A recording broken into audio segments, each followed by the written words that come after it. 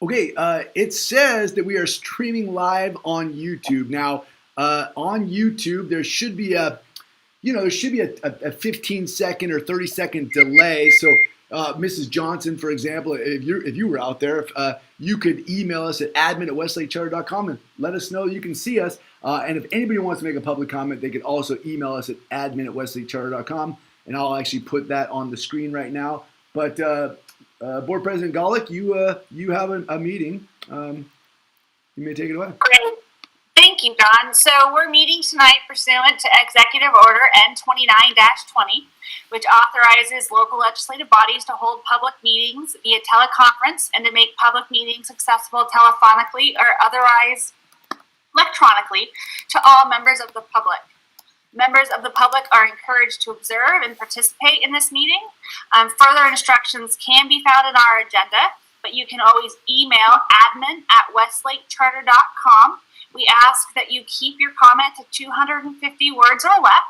If we receive it by the item to which your comment is about, we will read it into the record. Comments received before the end of the meeting will be put into the minutes, and we do appreciate your participation. So with that, I will call the meeting to order and ask that Amy please take a roll call and establish the quorum. Okay. Hope? Yes. Sean? Yes. Nancy?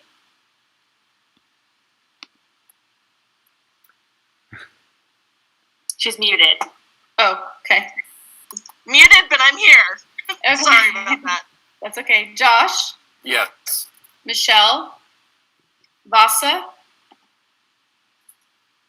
Yes. Ashley?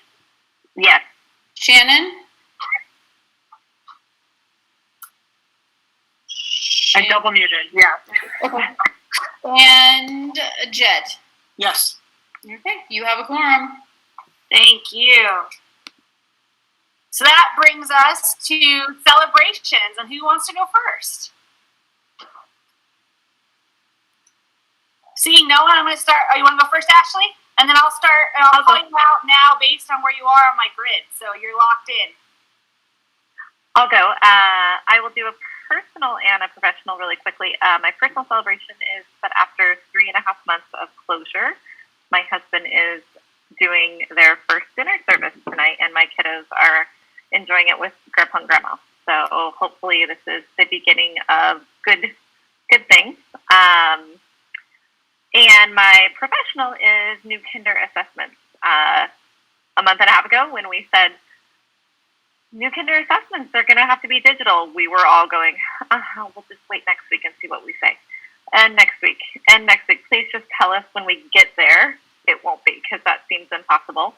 But Westlake always makes the impossible possible, and they were, it was very fun to see. We've got 60 new kinder siblings, and so to see familiar faces and siblings peeking behind their little soon-to-be kinder brother or sister, eager, like so dying to be like, hi, this is everybody, but they very kindly stayed quiet behind and let their kinder siblings shine, and they went off really, really well, and participation was really high, both in a survey that we created since we couldn't do some physical assessments like we normally would, and high in attendance for those. So kudos to the whole team who did it, kudos to all those families and those sweet little kinder babies. Thanks, Ashley. Okay, I'm next, and then it will be Jed and then Shannon. So I would just like to celebrate there's so many things, but all the various efforts that staff put in to try to normalize the end of the year for everybody, between doing all the effort that went into a digital open house, to the 8th grade drive-through, to 8th grade virtual dinner, to 8th grade virtual promotion, coming in and helping people come and pick up their stuff that was left on site, at the end of the year. I mean, all that took a tremendous amount of work, and so I just wanted to celebrate it. Jed, then John, then Josh. I would just celebrate having been a part of just many conversations of charter folk responding to what has been an incredibly challenging couple of weeks. Just the feeling of so much so many like negative feelings like in the very early going, and then just a lot of recognition that things feel very different now than say after Rodney King or whatever it may be. Not necessarily evidence that things are actually going to get better for the long term, but it feels a lot different now than it did then, and it's something I think that's occurring to many people. And I think our charter world is doing its part to help make things better. So I feel good about that. Thanks, Jed. John, then Josh, then Nancy. I've got about 127 celebration slides, but this will be one of them, and it is that there have been an outpouring of Westlake Charter School staff who have said, hey, put me in, coach. Where do you need me? I know we have a lot of planning to do for the fall, and I know we're all supposed to be on summer break, but hey, can I help organize that one thing, or can I build that one schedule, or can I do that one? We had a voluntary leadership meeting this last week, and like, hey, show up if you want. Well, we only have 60 teachers total, and we had 35 of them on a leadership meeting this week. And so I just love that Westlake charter spirit where people are like, what needs to be done so that our community can be whole? I'm here if you need me. And so I love Westlake Charter School, and the people are what make it all come together. And we got great people here. So that's my celebration today. Perfect. Josh, then Nancy, then Shannon. I'm going to piggyback on Hope's comment. I think that it was great.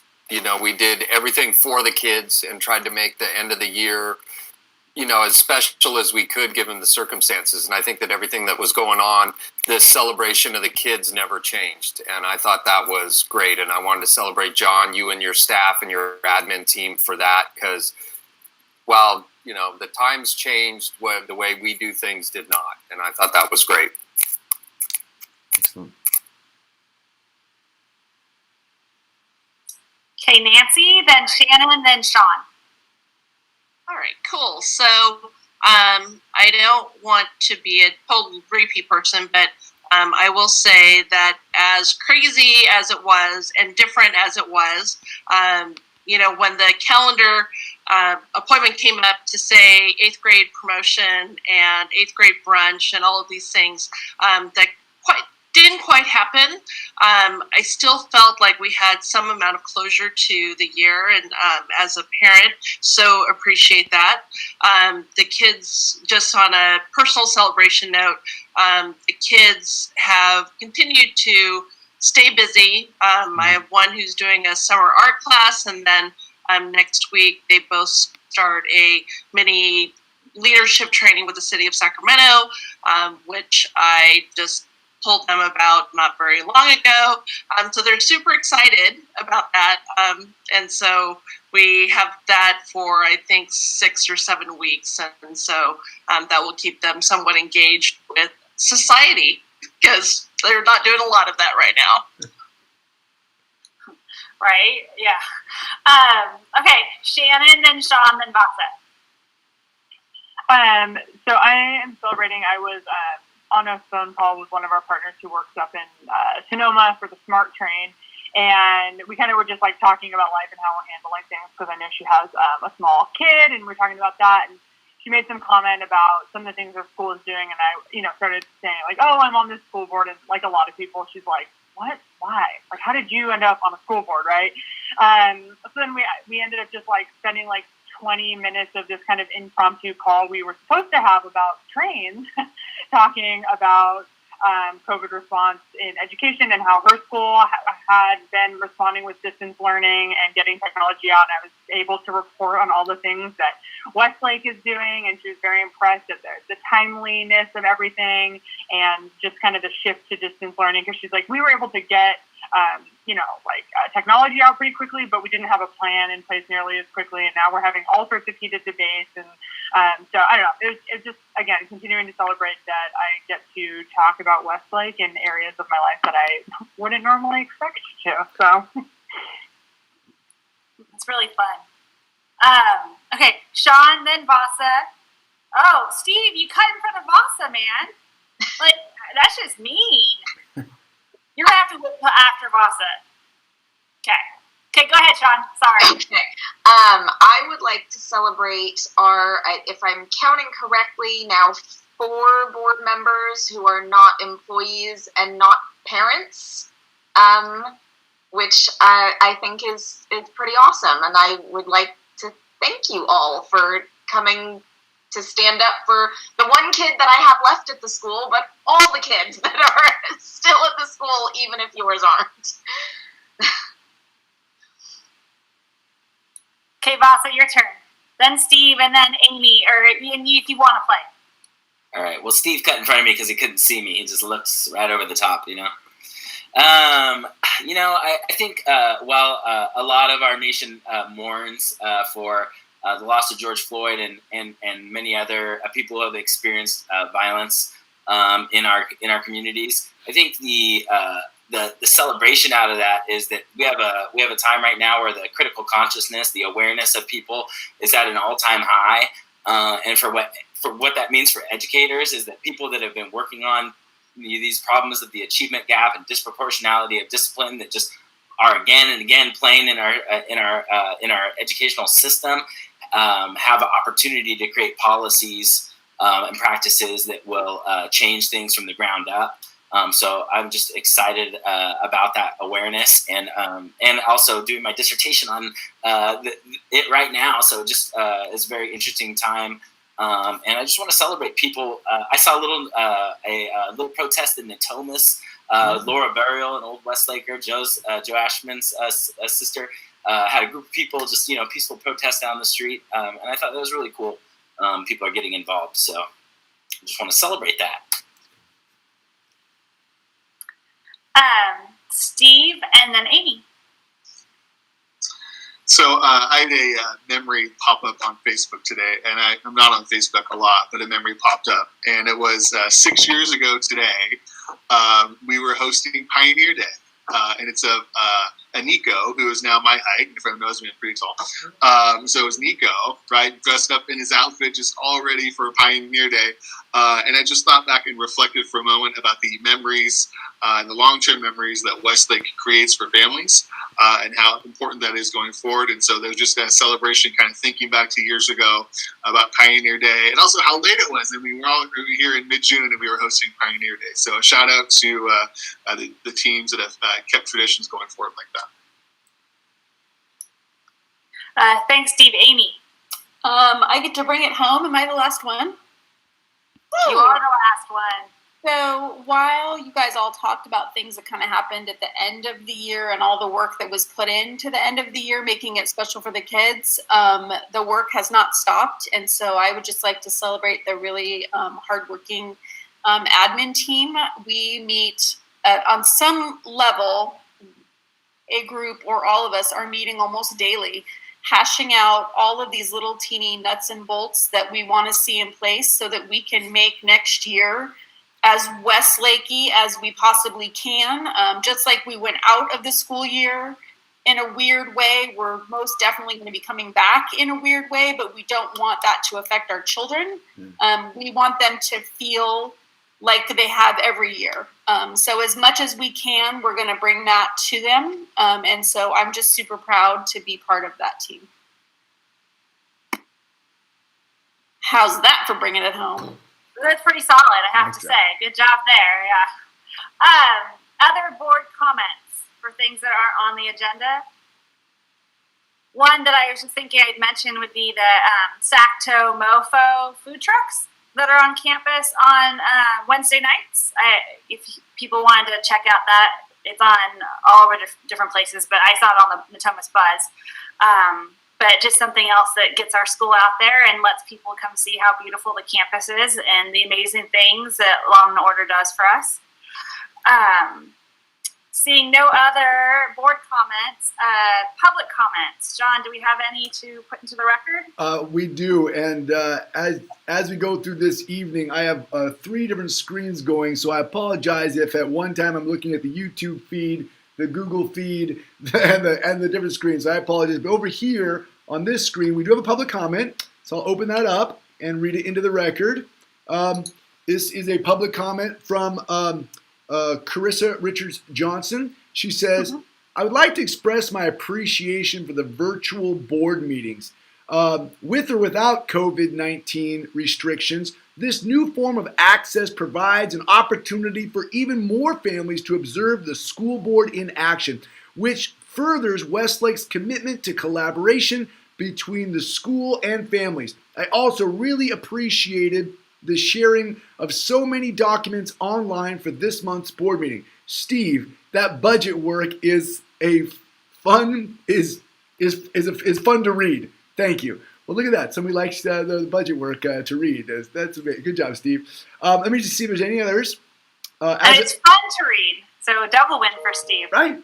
As of right now, that is the only board comment. I have been flashing on the YouTube channel an image that says, if you'd like to make a board comment, please email admin@westlakecharter.com, and I'll do that right now for our YouTube viewers. But that is the only comment for right now. Okay, and we'll be sure to ask for it after each sort of chunk on the report. So after reports, after consent, and then after each of the regular agenda items. So hopefully, if things come to mind, people send them in. So that does bring us to the report portion of our evening, and we will start with a report from Shannon regarding the Charter Impact Committee. We did not meet this month, so there's no report. Perfect. Nancy in development. So I actually was absent at the last meeting, but my understanding is that the team went through some of the last minute updates for the partnership website, as well as identified some local businesses and partners we'd like to highlight once the website goes live. Please let me know other attendees of the meeting if I missed anything, but thank you. And that was a very last minute family emergency that I had that day. So I appreciate the team moving forward and continuing the hard work while I was gone. Well, I love any meeting that requires us to get out the style guide. So you missed out, like talking about fonts and colors and stuff.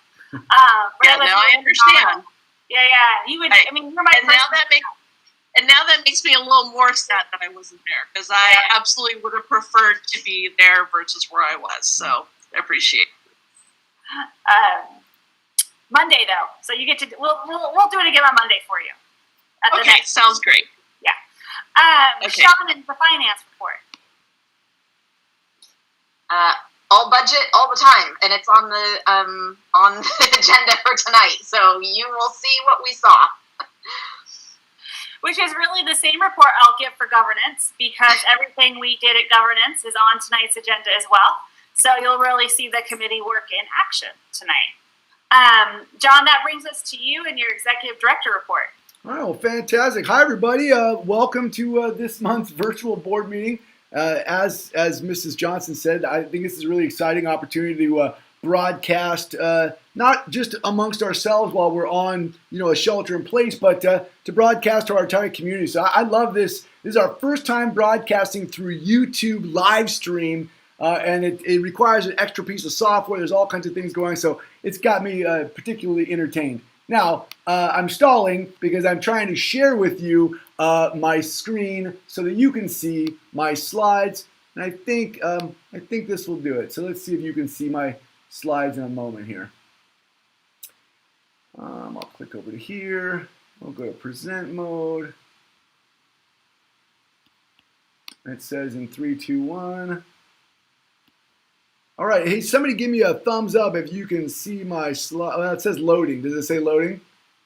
Okay, well, at least you can see that my slides are loading. How about now?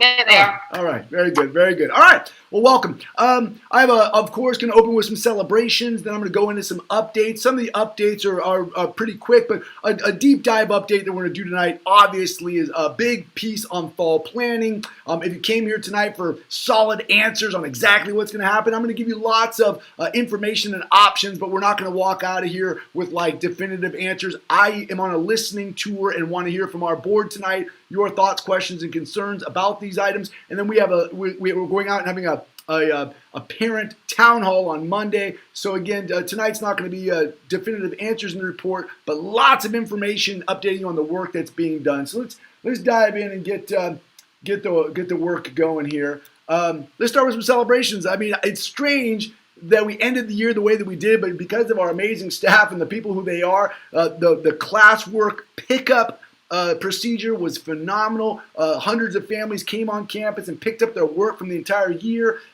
All of the work that we did in the virtual open house and the virtual art show was just phenomenal to close out the year.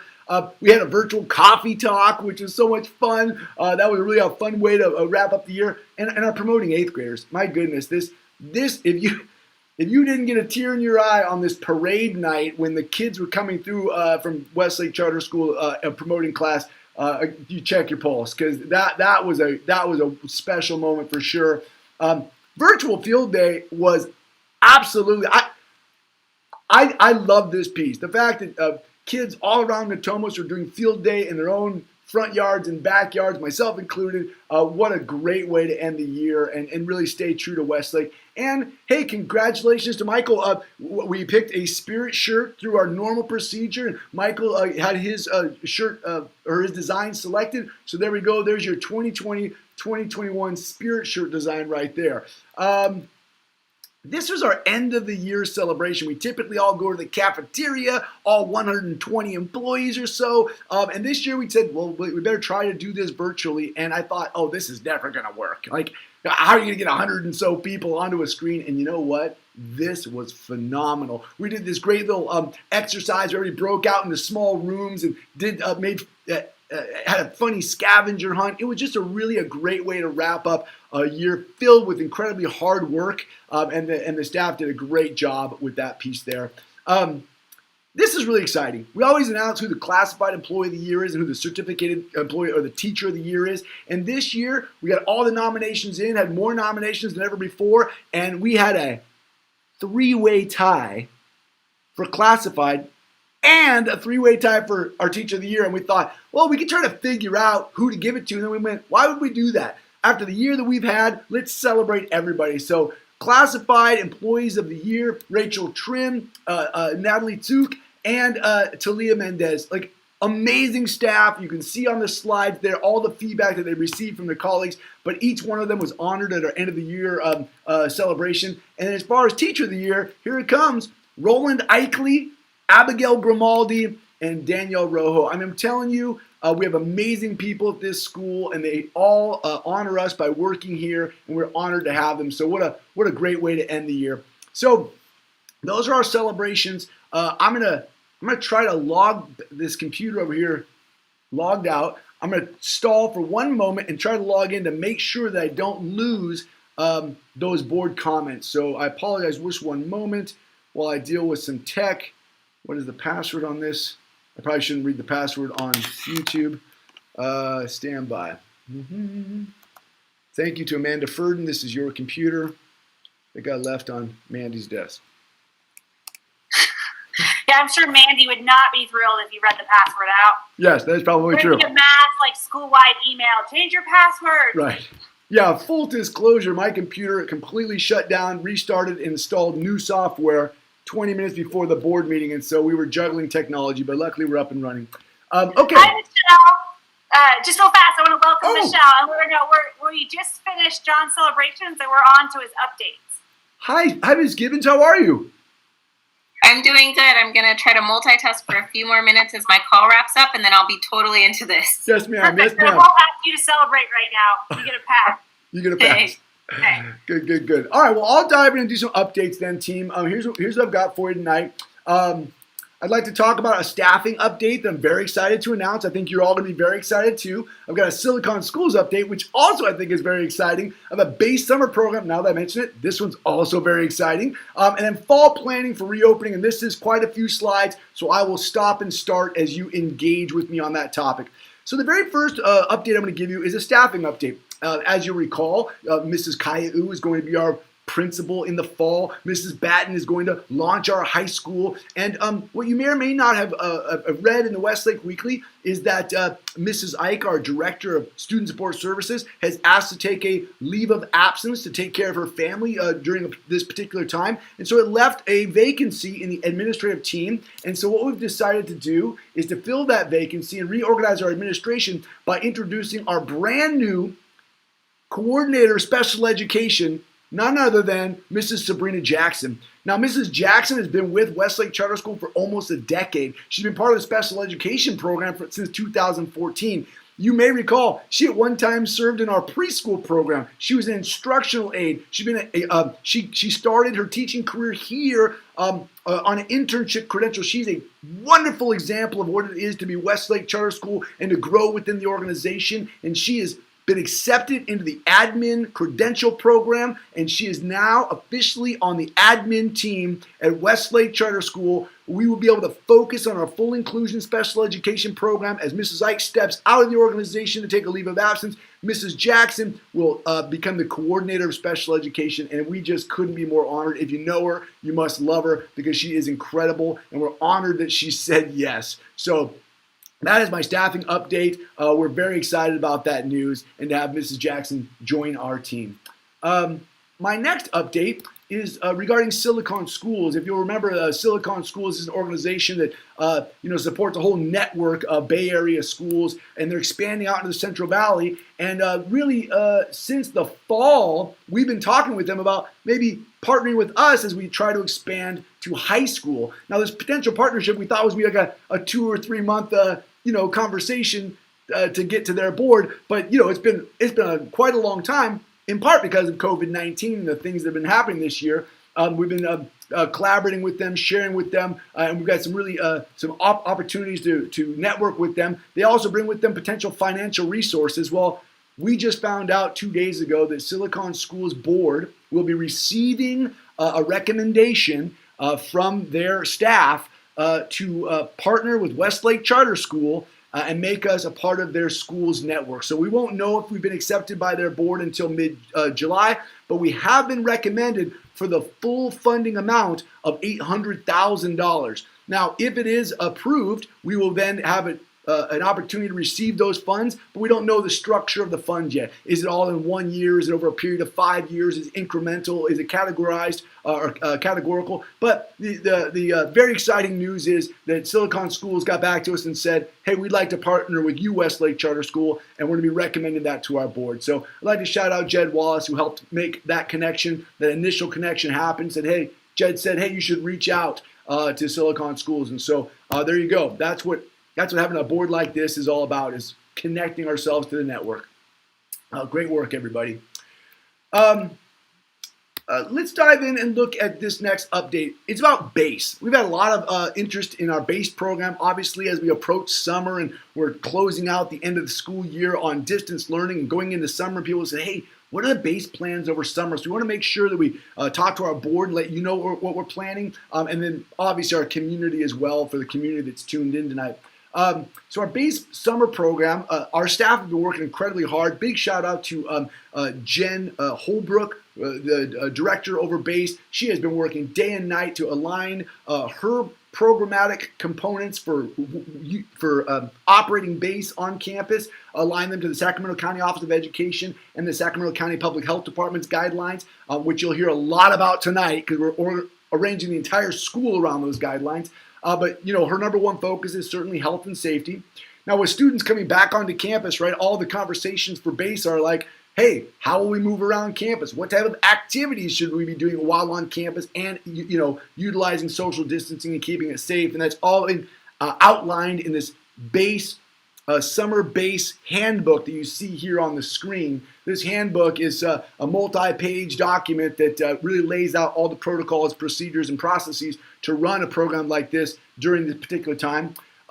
So program modifications, there's going to be some tweaks, obviously, to the physical plant and how we utilize BASE, but some of the modifications, just to make sure we staff appropriately, is that we're going to have people pre-register in advance for a week-long summer camp style. Typically we do base as a drop-in, but in the era of COVID-19, we can't just have people drop in because we've got to make sure we're staffed appropriately and that things are cleaned appropriately. And so we're going to have people pre-register for a week of summer camp. And currently, just on a survey, without even opening up registration, survey-wise, we have 27 families interested, equaling 35 students. And we think that this may grow as we actually open up the actual registration process. So here are the dates. They're kind of in a draft because everything in the world's in a kind of a draft form right now, it feels. But as of this weekend, right, on June 14th, the details of the program we sent out to our parents via the Westlake Weekly, and then signups will open up for the 5-week summer program, so people can sign up right then and there, pick the week that they want.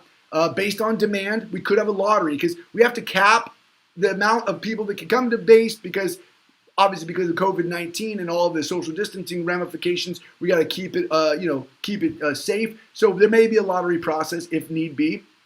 And then families will be notified, hey, this is how the lottery went, here's what week you got selected, and then we anticipate opening for our first week of summer base just after the 4th of July on July 6th. So it's very exciting because we're having an opportunity now to launch some of the protocols that are really going to be necessary for the fall when we reopen school, and it gives us a little bit of a test run. So it's exciting. It's nerve-wracking, right? We want to make sure we do it right. And one caveat is, hey, we won't open July 6th if we're not ready. But I think the protocols that are coming together are looking very strong. So before I move past into what is kind of the meat and potatoes tonight of fall planning, any thoughts, questions, or concerns on the staffing, the Silicon Schools, or the base summer program? Anyone just wave at me if you have something to add? Good. Looking at the board comment. All right, so let's dive in to some slides here and talk about planning for reopening in the fall. Boy, what a run it's been, right? I mean, who knew that on March 12th, it would be exactly 5 months till we reopen on August 12th. And for every one of our students other than, I guess, kindergarten, this will have been the longest duration of time that they have not attended school, barring some personal trauma. So this is a really interesting thought. How do we reopen school after what they've all just experienced? So let's dive in. I've got a lot of slides, and I hope I can articulate the details that you need. First of all, there are 5 planning areas that Westlake Charter School is engaging in to plan for fall opening. Health and safety obviously is number 1, and everything comes after health and safety. Once we've operationalized all the health and safety requirements, then academics and social emotional instruction, tiered supports, logistics and operations, and then communications. All of that starts to domino once we've tackled health and safety. So I'll talk at length about health and safety tonight, but we also have some really excellent work being done around the other areas as well. So what's guiding our decisions? I mean, it's not like we're going into a vacuum and making all these decisions about these 5 areas. There are some real guidance coming out. So the data that's helping us drive the decisions that we need to make during this really crucial time for each of these 5 areas is, for example, the guidelines that are coming from the Center for Disease Control and Prevention, the California Department of Education, the California Department of Public Health, the Sacramento County Office of Education, the Sacramento County Public Health Department, and the California Collaborative for Educational Excellence, the CCEE. Now, we also have, those are all the published guidelines, and all of those have really released in the last 11 days. So it's been a whirlwind of new information for our administrative team in the last 11 days because as all this information has come out, we've been working on planning. We also have other data, though, that's more localized. We have staff surveys. We have parent surveys with disaggregated quantitative and qualitative narrative data that are driving our decisions. We also have local, regional, and state responses. What are other organizations doing about health and safety, and how will their decisions influence potentially our decision-making paradigm? So I give you all that to get the conversation started. Here are just 4 of the documents that are considered guidelines that we very well should be adhering to. Now, I want to kind of just pause and talk about each of these guidelines because if you talk to anybody at the coffee shop or if you read the newspaper, there's different opinions about how useful these guidelines are. I guess there's opinions about everything these days. So I'd like to just kind of stop for a moment. Each of these guidelines is being produced in collaboration with public health and safety experts, right? This is notably like from the CDC, the California Public Health Department, the Sacramento County Public Health Department, and OSHA, right? So health and safety experts helped create these guidelines. So with that in mind, I think it's important for us to recognize our team this far into the process has really said, hey, we're making our decisions based on the latest public health recommendations from experts. There's a lot of rhetoric and a lot of rhetorical conversations being held in multiple spaces right now, but what we've decided is the best first step for Westlake Charter School is to lean heavily on the expertise of those who produce these documents, and in that way we're erring on the side of safety, not rhetoric. And so that's guiding a lot of the conversations that we're having as we plan. We're aligning our work to the guidelines, and I think it's really an interesting play to say this. This is an opportunity for us to demonstrate what is possible when school and community collaborate. It's not just rhetoric. Our mission statement means that we work with our parents and with our board and with our community and with our staff, and that we have a shared leadership model and that we need everyone to the table right now. And this is an opportunity. We can either do this better than anyone else because we do it together, or we can take a different road. I think that this gives us an opportunity around public health to demonstrate excellence, responsibility for and within our community, global perspective because it's a global pandemic, and I think stewardship and really perseverance. Many of the experts are saying, hey, everybody, I know you're exhausted already, but this is the beginning, not the end. So I think that these core values, it's not just rhetorical.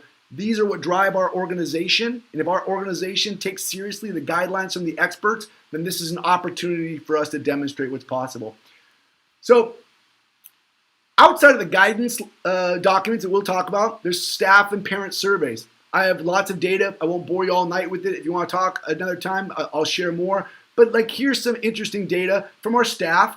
We asked our staff, hey, how comfortable do you feel about returning to school in the fall for your own personal health and safety?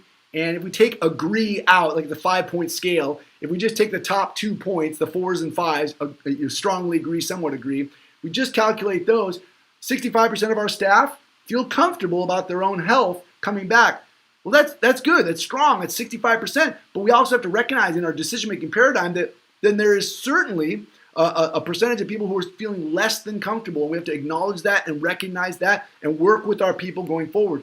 However, 95% of our staff responded by saying that they felt confident that the school would be able to create a safe environment for students and staff. And I guess that, to me, speaks to the trust of our staff, that when we work together as a staff, we will be successful as a staff. And that is 95% of the people. Now, the parent survey is very similar, same questions, and on question 1, the results are the same. There's a little less trust maybe in the second question, but it's really interesting. I want to note that the staff feels strongly that we together can make this safe for our staff, but that trust doesn't come easily. It comes on a history of all of us working together through shared leadership, and we have to continue with that model as an organization so that the staff continue to feel trust that we're working together. And I just say that because I don't ever want to get so far ahead of decision making that we forget about bringing our staff to the table, because really it's their classrooms, their hallways, and all of our collective community that are going to be experiencing the decisions that we make together. The parent survey is interesting because, again, 66% of the parents feel comfortable about their students' health and safety coming back in the fall, which again means 33% are like less than comfortable. We have to acknowledge that and be aware of that.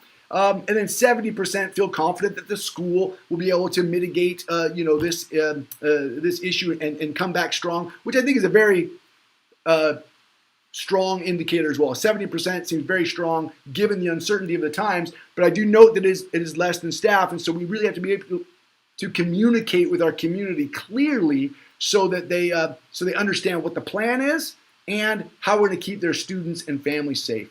Now, the other parent survey was just kind of it coded some data and analyzed some of the questions that parents were asking via a Google form. And it was really interesting that 70% of the questions that were asked were really about safety and logistics. And most of those logistical questions kind of made their way back to safety. So while 70% of the people are like, I think you can do it, Westlake, we got this.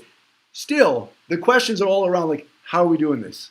Make sure it's safe. Make sure your logistical operations lead to a place of safety. So we're going to be utilizing that type of work. And this is the last piece of this paradigm, and that is that local responses matter. The way that other organizations respond to this crisis and determine how they're going to reopen may or may not affect the decisions that we make. If we make our decisions based on health and safety, and that's our paradigm, then that's what we'll do, regardless of how other people interpret guidelines in health and safety, because they are interpretive. So I've been talking to lots of EDU folks out there in the region. I've been on the Twitters and the back channels and the text messages and the emails and the phone calls. Natomas Unified School District, NP3, Natomas Charter School, some folks in West Sacramento, Sac City, Rockland, Dry Creek, Winters, Folsom, Rose. I've talked to people all week and finding out where people are at, what they think they're doing. Some organizations have publicly stated, this is our plan. Other organizations, like ours, is still grappling with what the actual plan is going to be, and I think that's okay for us to not be first. Each institution is trying to figure out how to open safely. Some are saying right now, and you'll see it out there, some are saying, hey, we're modifying our schedule right now. We're going to come back on an A-B schedule because the guidelines tell us to do so, and that's what we're going to do. So some have already come out and said that. Some have said, well, we're going to just try and get back to school.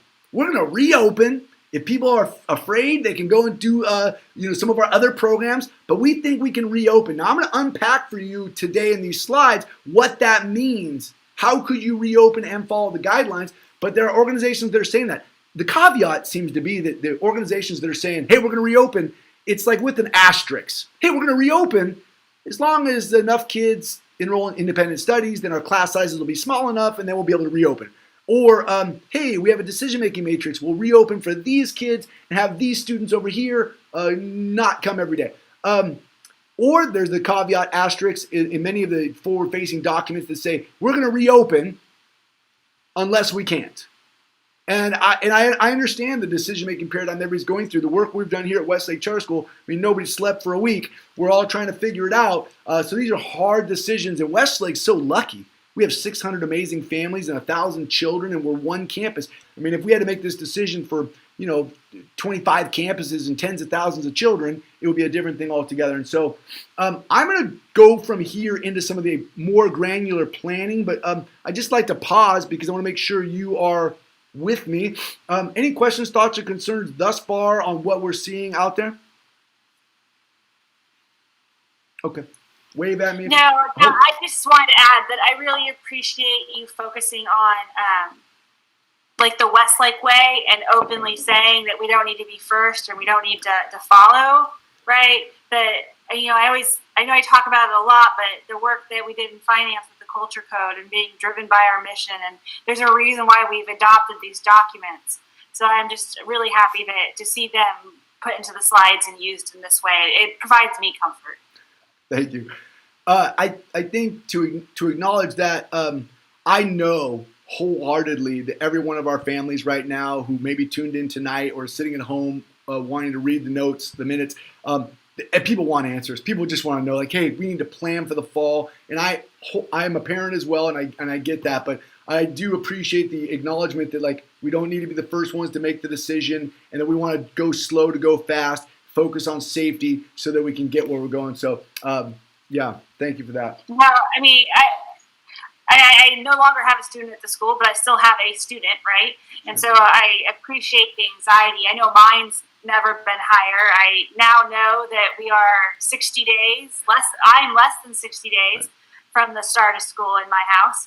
And so I too want to acknowledge the parents out there listening. I just, if this is their first time listening, wanted to just take a moment and talk about how methodical we've been through the processes, and that it's done with purpose, and we value that collaboration and that communication. And I know we're going to get to that.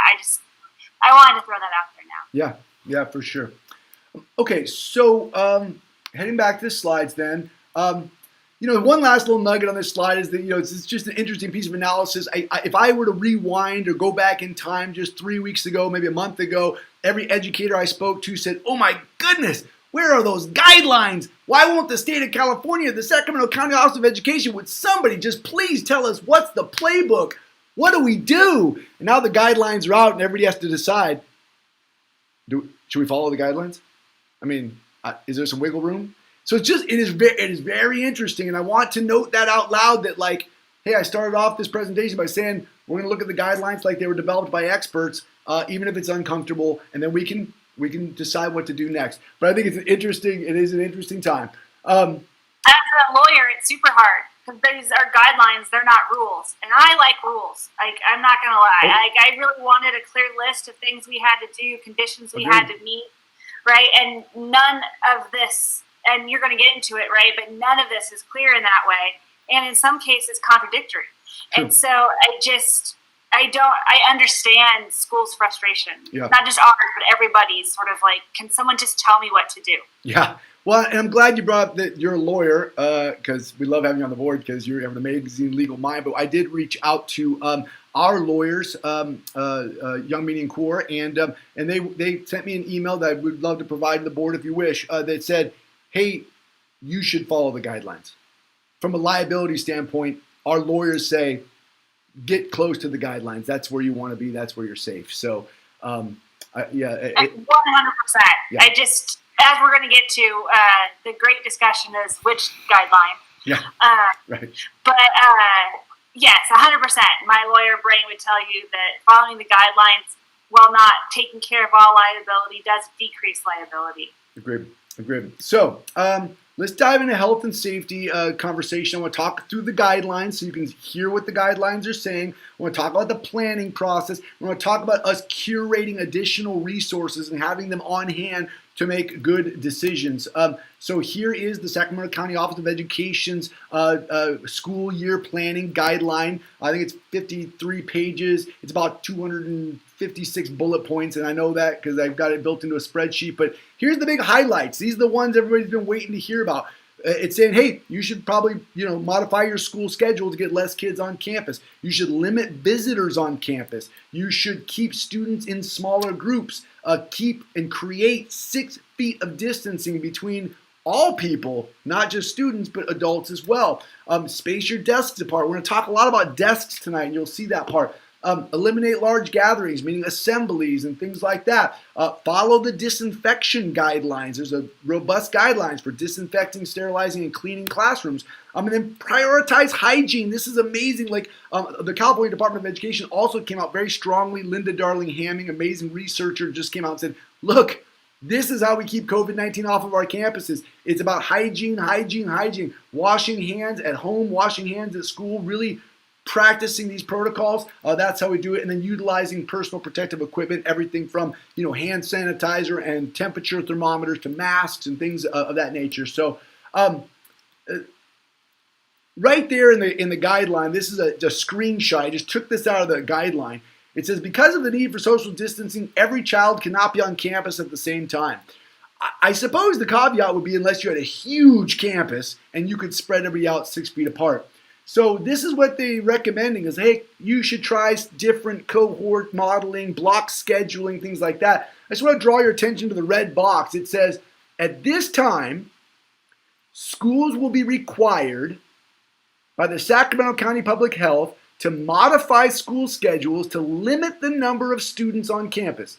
And then it says some examples include. So again, these are the guidelines that are telling us clearly you need to do something different, and here are the things you may need to consider. And so I just want to bring that out. We're not making any decisions tonight, but I'm going to show you models tonight of what that looks like. Now, Westlake Charter Schools adopted a flexible protocol in all of our planning for all 5 areas. And I want you to be aware of it because it's going to come into fruition when we talk about scheduling. And so here it comes. It's a 5-level flexible protocol that can shift. And you'll see why in a moment, because our 5th our 5-year-olds who are kindergartners may need to follow different protocols than our 8th graders who are preteens, right? And so we need to have flexible protocols that are allowed to work in developmentally appropriate areas. And so level 1, our most restrictive protocol or sets of protocols is during distance learning. We're so restrictive that we couldn't come on campus. That is a level 1, highly restrictive set of protocols. Level 2, orientation. When students have not been on campus for 5 months, any new protocol that you're going to give them can't just be like a sign on the wall, like, hey, this is what we're doing. There has to be an orientation model that says, we're teaching you a new way of thinking, a new way of behaving, a new way of performing, a new way of acting. Level 3, after orientation to any new concept, you arrive at what we're calling a baseline. What is our actual baseline protocol? And it goes for all 5 areas. How do you go to the restroom? How do you go out to recess? How do you eat lunches? There's an orientation phase. Then there's okay, we've arrived at baseline. But remember, it may take kindergarten much longer to orient toward how do we go out to recess than 8th graders who can learn it in one sitting in a PowerPoint slide. So once we've arrived at baseline, we can then increase our capacity. Hey, if we get good at going to the recess protocol, we've gone through orientation, we're in our baseline protocol, we're going out to the recesses, it's going well, but then through the observation of our own protocol, we recognize, oh, we could do this a little better. We could actually put more kids in this region, or we could utilize this set of features. Then we've gone to an increased capacity, leveling up. We're leveling up our protocols until we finally reach full capacity, which is, in some respects, when the virus is defeated and we have a vaccine and we're all back to normal, or that could mean we've arrived at a new normal, where joyful learning is real and happening all the way across campus, regardless of the fact that we're involved in combating COVID-19. I want you to see this because it's going to play out in the next couple slides. This is a spreadsheet. This spreadsheet has all 256 bullet points from the Sacramento County Office of Education guidelines. Each row is one of the statements or questions posed by Sacramento County Office of Education. Then each column is us, Westlake Charter School team, answering the question or responding to the statement. The columns are, hey, what area does this fall into? Health and safety, logistics and operations, collaborating with our community. The second column is, what is SCOE saying or asking? The third column is, what did SCOE say the answer is? So they're going to say, they have a question. Do you have protocols for washing hands on campus? And then SCOE says in the document, these are some protocols you should use for washing hands on campus. So in our spreadsheet, we said, what was the question? How did SCOE answer the question? But then we responded, how did the Sacramento County Public Health Department answer that question? Because sometimes it was slightly in conflict.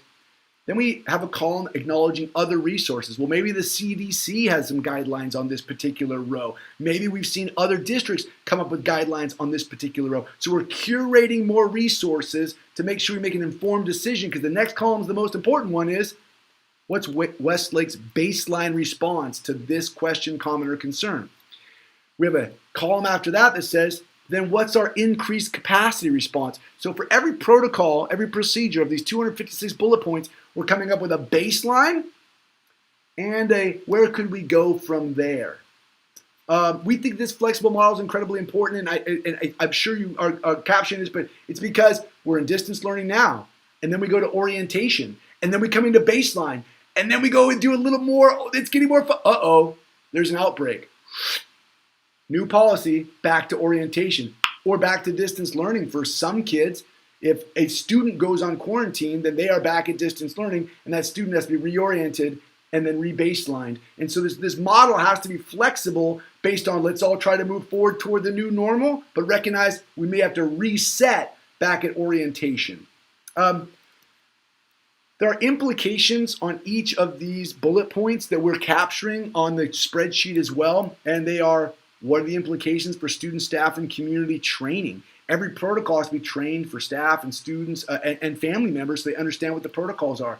What's our communications protocol for each of these bullet points?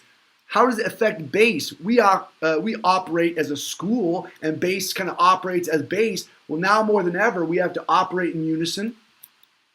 What are the policy implications? We're going to talk potentially about, hey, are we offering expanded independent studies? Well, we have an independent studies policy. Does that need to be adjusted to the governance plan and brought to the board? Professional development, not only around the protocols, processes, and procedures, but think about the social, emotional, and mental health implications of all these new procedures. Might we need professional development on how to develop trauma-informed practices for our kids that are coming back after 5 months? And now we've added a new column, because after we've now responded to all 256 bullet points on the Sacramento County Office of Education's guideline, the California Department of Education just released their guideline, and we're having to align that document to this one. And I'll jump into that document after a quick example. This is just an example of like one of the health screening questions by SCOE. They say, hey, will students and adults entering campus be screened for symptoms? Well, in the document it says there should be screening for symptoms. And so your baseline might be some form of like, oh, they'll be screening at the front gate. And then your increased capacity is like, you know what, that screening can happen at the front door of the classroom once we've gotten good at those protocols. For example, now it's not a perfect example, but it is an example of how you can see things changing, and then they could also go back the other way.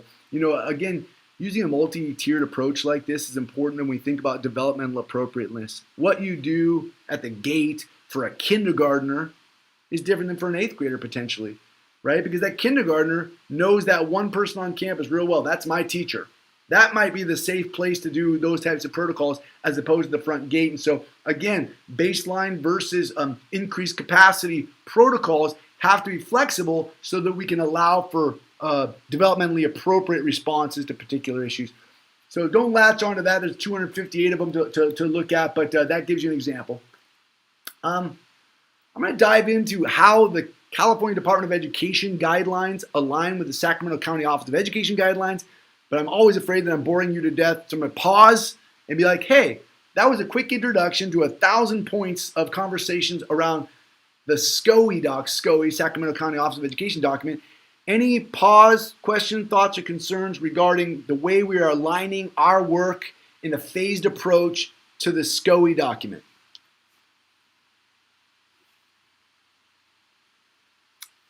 Cool. John, can I just ask a really quick question about the frequency in terms of revisions or updates to each of these guideline documents? Because it just seems like there is sort of like a constant shift in terms of what those guidelines are as they learn more about COVID. It's as if you're a plant in the audience. It's a great question, because one of the things I want to acknowledge was that 3 weeks ago, what we thought we knew versus what we know today, and the iterative things we've known along the way have been really mesmerizing. And the fact is that we decided to utilize the spreadsheet, Nancy, because you and I are both spreadsheet fans, but like every time there's an update, we don't have to go back into some PDF document produced by the county. We can take whatever the update is and slip it right into our spreadsheet. So as updates happen, now we have a live document to track changing protocols. And so even today, and I think it's, I pasted onto one of our slides, the State Superintendent for Public Instruction, Tony Thurman, was interviewed on a Channel 7 ABC outlet, and I saw it come across my screen, and he acknowledged, hey, we've got these great guidelines, this is what we think, and it said right there, guidelines are likely to change. And so we hope that we're going to have a substantive conversation tonight about what are the next steps for Westlake Charter School, how will we communicate with our parents. We hope by June 26th to be like, hey parents, here's our best first thinking, but by the time we come back on, I think it's July 12th, it's on a slide, several of the protocols very well may have changed in that short duration of time. And then from July 12th to opening day on August 12th, it could change again. And we have big decisions to make. We have some decisions that if we make them based on data, some of them are not easy to undo. The way we form classes and class sizes and grade levels, and I mean this is a pretty large ramifications. So I think us moving slow is probably still appropriate. But yeah, Nancy, we'll be responsive to what changes when it changes for sure. All right, cool. Ms. Patel?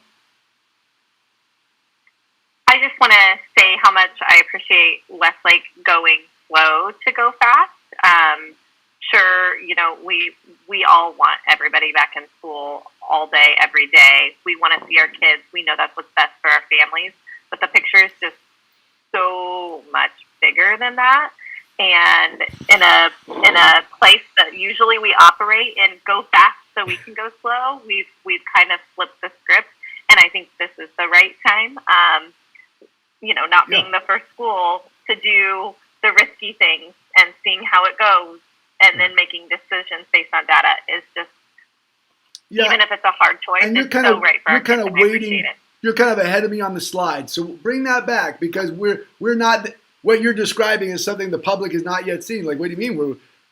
You're talking about schedules already, about who comes back when, and so let's get there. But I like what you're talking about. You're talking about Maslow's hierarchy, and that if we focus on the safety and the health and the well-being of all of our stuff, then we can work up Maslow's hierarchy to self-actualization. So focusing on safety definitely is a priority. But thank you. I think our team's kind of all aligned.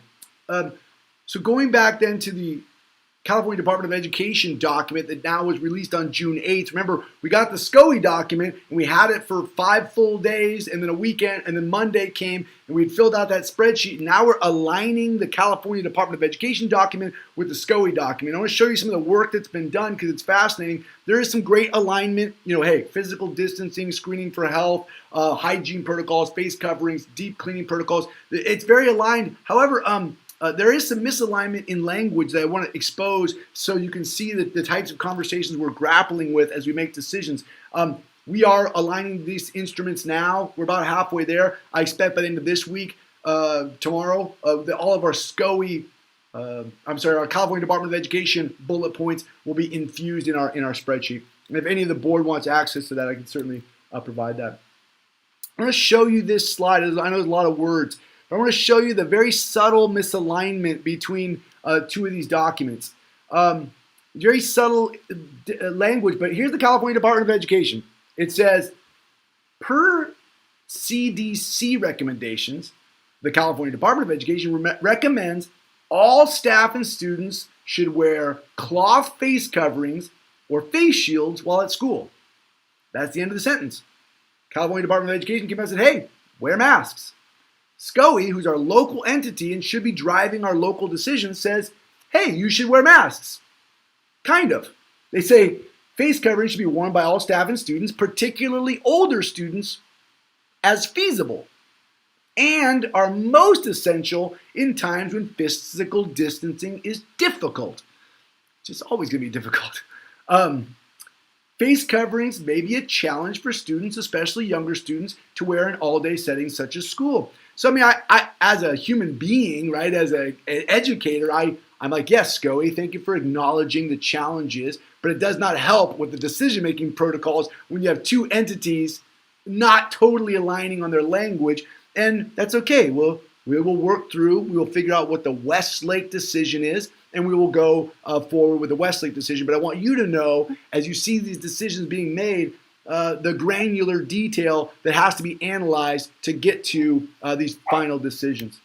John, can I share an interesting point here? Sure. So, was it last Friday that we did the CDE call? It's all blurring together now. It's Friday. Yeah. Or Monday. And they had 2 educators on who work with, honestly, the preschool environment, because those are the kiddos that have been in a more school-like setting over the last few months. And I just want to share, on face masks, they with training and procedures and practices, it was even working for their littles. And so it's just interesting to me, right, to have CDE then have people speak to their point on having face masks and knowing, and so I just wanted to highlight that we are receiving all different information, or not different, but subtly different information from the different entities, and it's hard to decide, which pieces rank higher on the hierarchy, right? And so I guess on this slide, I just want to comment now that I personally, as a board member, feel like we should do whatever we're able to consider is most protective of our community's health. Yeah, agreed. I know this is going to be a hot button for people. Face masks and scheduling seems to be the big hot button, and of course it is. These are our children, these are our lives, and I get that. And I go back to our sliding protocols to make sure that developmental appropriateness is adhered to, but that safety is also our guidepost for our first best decisions. And so, yeah, I think as a team we'll make good decisions and also be responsive and clear with our community about what is safe. So, yeah, thanks for going on the record, Hope. You're on the record for safety. Michelle, were you giving a little wave? Yeah. Yeah, hi there. I totally sympathize for the mixture of guidance and have been in a lot of debates and discussions about which guidance, especially, even at the state level, there's the CDE guidance and there's the CDPH guidance, and there's some conflicts in there, and they're both state entities, right? So we would typically think local superseded by state, superseded by feds, but when you have two on the same platform, what do you do? Right. And so I err in just thinking about this on the side of who has the health authorities. And so thinking about state health officer and local health officer, so the public health departments as a first priority, which from the state level actually gives us a lot more latitude, because the CDE guidance, I think, has a lot of very higher restrictions that I think some are good but are not always guided by the health side. And so I just wanted to acknowledge the challenges that you all have, even in just interpreting the guidance, especially when two on the equal playing field are conflicting. Yeah, well, and you're so close to it. You're. I'd love to pick your brain, and hopefully Amy wrote down in our notes what you would mention regarding a hierarchy of decision making, because I'd like to make sure that we actually acknowledge that hierarchy that you just described, because we're looking for this guidance. This is why we have board meetings, is you're bringing your expertise. So. Ms. Gibbons, maybe I'll reach out to you when I come into a conflict in the documents, and you can help me decide who has the higher health authority. Well, it's so tricky too. Michelle, as you know, I work in a county that has a face mask health order. Yeah. And so if I'm in the office, I have to have a face mask on in public hallways to go to grocery. Everything in the county is face mask required and SACT, and so it's just even at the public health, local health officer level. There's so much confliction, and it's just been really interesting on the legal side of things to see how all that plays out. So I don't envy your role at all in trying to keep them sort of together.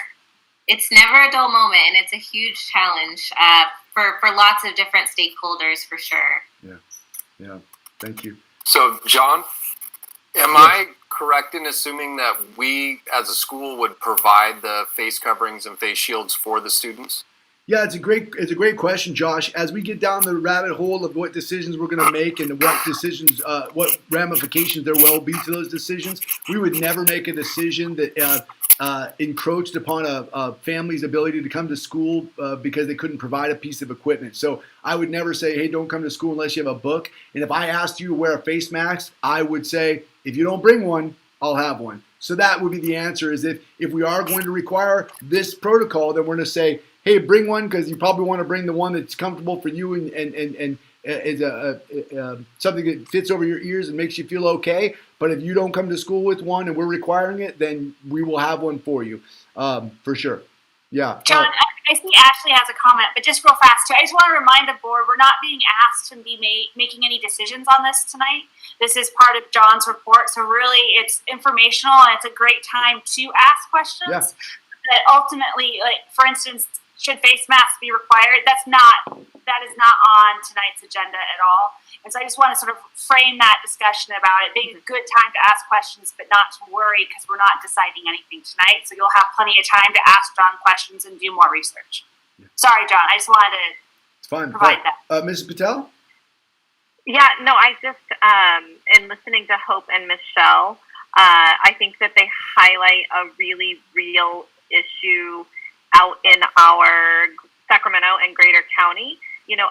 Our families we try so hard to be so communicative. The podcast, the email, the YouTube now, so many venues for our families. But I think that Michelle and Hope really, really highlighted the confusion. You know, I went out the other day, I went to a Natomas grocery store. If you didn't have a mask on, you were the oddball out. You were probably getting some looks. We drove down the road to Roseville, and we were the oddballs out with our mask on, getting a speaker for my son. And so we have to be really mindful that our families are having those kinds of days, and they're like, wait, do I, or what's the rule? Or this information is so conflicting, and they're confused, and I think it just highlights the need to be who we are, but even more so in the over communication and the over clarity when we do have these decisions, so they don't feel frustrated because they felt confused. Yeah, I agree. I mean, it speaks to the whole orientation process of each policy and decision making, making sure our students are oriented to the decisions. Okay, I'll move forward. I knew that when I put face masks on this slide that it would elicit some conversation, so thank you, but we're still just covering our decision-making paradigm and guidance here. I just want to acknowledge that we are curating resources, and that this little website that we've developed over here, this little website is our fall planning website, and it's open to all of our staff. Because we believe that shared resources or access to shared resources equals shared leadership. And if you're an instructional aide, a yard duty, an office clerk, or a teacher at Westlake Charter School, you should have access to all of the decision-making resources that I have access to. But there's also a Google form on there that if one of our staff members finds a blog post that makes sense to Westlake, that they can enter it in right there. And so we are utilizing our leadership team and our shared leadership model to make all of our decision-making transparent within the organization. And I would offer this same experience to each of you as board members. This site is shared with your westlakecharter.com account. And if you would like to see the resources we're utilizing or offer feedback, you certainly may do so on that. So I swear the health and safety is almost buttoned up. But the point is that all those health and safety protocols and procedures and decisions have to be made before we can really articulate any of the other four buckets. Now, of course, we're working in the background on academic and social emotion, but the reality is that everything starts with health and safety in this particular chain of events. And so I'll go through quickly some of the other buckets, but I want you to know that they are making decisions, but waiting on health and safety decisions to become ultra clear. I'm really proud that we have over 30 Westlake Charter School leaders working to construct our instructional and social emotional instructional and logistical plans for academic and social emotional. I mean, lesson sequencing. How do we focus on universal design for learning, equal access for all of our students? How do we deliver instruction well if we're in a blended model or in a uniform model? How do we do it in response to trauma because our students have been out for 5 months? All of that's being worked on by our teachers, and I'm so thankful for each of them. I would love to call them each by name. I mean, when I go to the documents and see them working and the work they're doing, these people are brilliant leaders, and we're just so lucky to have the staff we do. We also have a team working on PBIS, positive behavior intervention and support. Those are the people who are structuring out, like, what are our hygiene teaching protocols? What are our classroom designs going to look like? Like, we're flexible seating model. Can we still do that? What could it look like? They're developing a return to school manual. You can see it on the screen right here. But already this manual is 20 pages long of best practices and protocols that are going to help us launch the school year in these particular areas. They're developing outdoor space for learning spaces. Like, hey, how can we know that ventilation is better outdoors? How can we get kids outdoors so we can do some outdoor learning? Structured recess activities so it looks like field day every day, but in a safe way. So really proud of that work right there. Tiered supports it's one of our 5 key areas, and this is so Westlake to have this as one of our 5 key areas, but it's what we do well, right? We personalize with our students through tiered supports, tier 1, tier 2, tier 3. We can't stop that just because we're coming out of distance learning and going into who knows what. And so as we think through all of our protocols, we have to have tiered support for all of our students for academics, social, emotional, and mental health, regardless of where we are in the decision-making paradigm. Are we still in some type of distance learning, orientation, baseline? How do our kids get what they need, when they need, personalized to their needs? based on where we are in our decision tree. So that's a great piece of work happening there. So logistics and operations, I'm going to dive into the scheduling for you here. This might be why you tuned in tonight. So logistics and operations, starting with health and safety, what operations and logistical protocols need to be adhered to keep the place safe? We've got a picture up in the left-hand corner of Melissa Grunholtz and Joe Ashman. I'll tell you that story in a moment, but we're designing logistics, and coming up with physical maps. We're having to order supplies. We ordered, thermometers, no-touch thermometers. The supply chain's a very interesting thing right now. We're designing schedules to meet the guidelines that are proposed by all of the guidelines. We're crafting memos and policies. Our memo book is filling up with policies about the way we're going to operationalize all these guidelines. I got to tell you this story because you'll see it on the next slide, but I had this crazy idea. I said, hey, it's so hard for any of us to know if we're 6 feet apart from anyone else. I mean, I'm a full-grown adult male with a whole bunch of college degrees, and sometimes I'm like, is this 6 feet? I don't know. But I go to the grocery store, and they got the little dots on the ground, and I go, oh my goodness, that's 6 feet right there. And I said, hey, Melissa, how can we put dots just so we knew where we were on campus in the beginning of school so kids could structurally see where they were on campus, how far away they were from each other? And she said, well, actually, we need a map so that we can see for ourselves how long is a lineup of 10 kids if they're 6 feet apart. What does 60 feet really look like? What happens if you have 20 kids? What does 120 feet look like? So Melissa said, hey, Steve, do you have one of those architectural designs we can print out? Steve sends it to Kinko's, brings it back, and we've got this. You can see it over there on the table. We got this 5-foot-long architectural design, and Joe Ashman, who's amazing, uses the little scale legend that says, hey, 1 inch equals 30 feet. And he goes, okay, that means that 1/5 of an inch equals 6 feet. And he created, you can't really see it here, I'll go to the next slide, a grid of dots across our entire campus to determine when we craft patterns for flowing around campus, how far apart do we need to be? And so, gosh, I'd love if you could see it right there, but that is thousands of dots all in perfectly straight lines, exactly 6 feet apart to scale. And why would we want that? Well, it'll create pathways for travel. When Mrs. Chastain's kids are walking south along this grid line, can Mrs. Patel's kids walk north? Well, if they're 6 feet apart, we'll know that they can, and so that we need these grids. It'll allow us to create timetables like moving trains. We can't have Mrs. Chastain's class leave and go toward the library if Mr. Hatch's class is coming the other direction. So all of the logistical work we need to do starts with this. This is like Melissa Grunholtz's brain. It's super organized and little dots everywhere. So it's really a great piece of beginning work. We can design how do we organize kids out on the blacktop, because now we know based on the dots how much square footage gets taken up when you put 24 kids maybe out on the basketball court. And so we can see that across the whole campus. We may be able to create alternating models where we get kids in alternate spaces on campus while their other half of their cohort is in class. We can do that now because we can see exactly how to space kids apart. So I give you that logistics piece to show you this. Physical maps of the classroom will help us determine how many people can occupy a classroom. So this is a 3rd grade wing.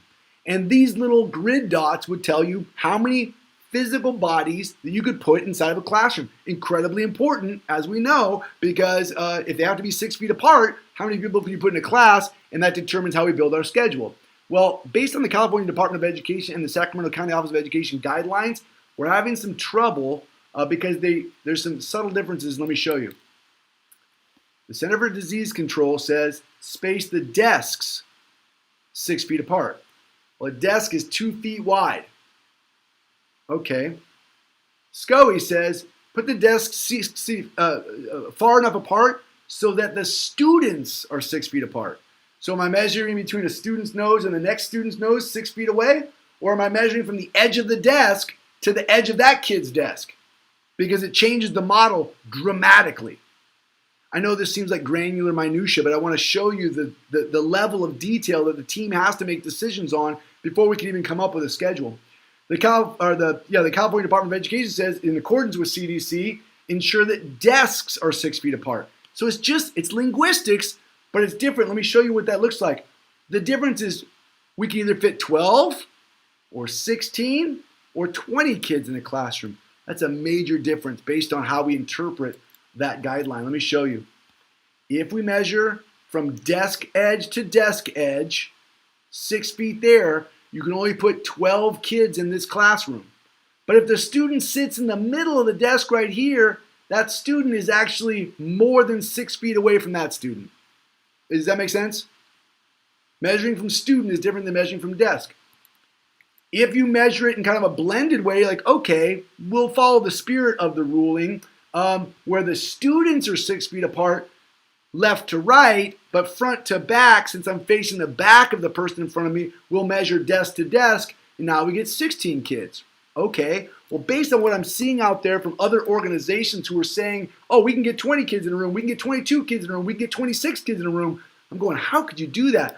I think they must be doing it like this. They're saying, hey, we're going to measure between where we think the student is. Put the student on a dot and then measure from that dot to 6 feet away. So we call that nose to nose or like belly button to belly button. Like from the problem is if a student goes, have they just closed a foot gap? And that's what we need to kind of determine. And I apologize to get so far into the granular, but I want you to recognize that this is a major difference. This then puts 20 kids in a classroom. So. And it was really interesting, John, to see this during the CDE presentation, right? Because they used schools from around the world to sort of demonstrate pictures of classrooms and what they've looked like going back.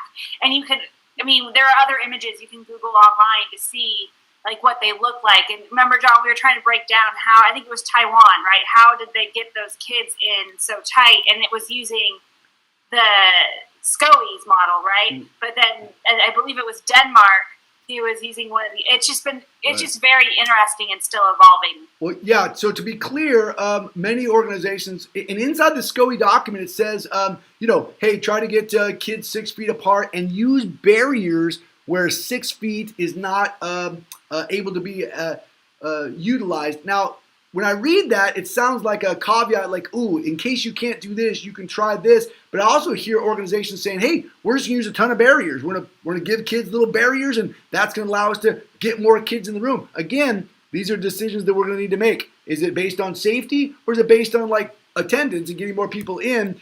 These are decisions we've got to make. So, yeah, I agree, Hope. This international study that was done by Linda Darling-Hamming, where she studied 5 countries around the world that have a 0 transmission rate due to schools or a low transmission rate due to schools.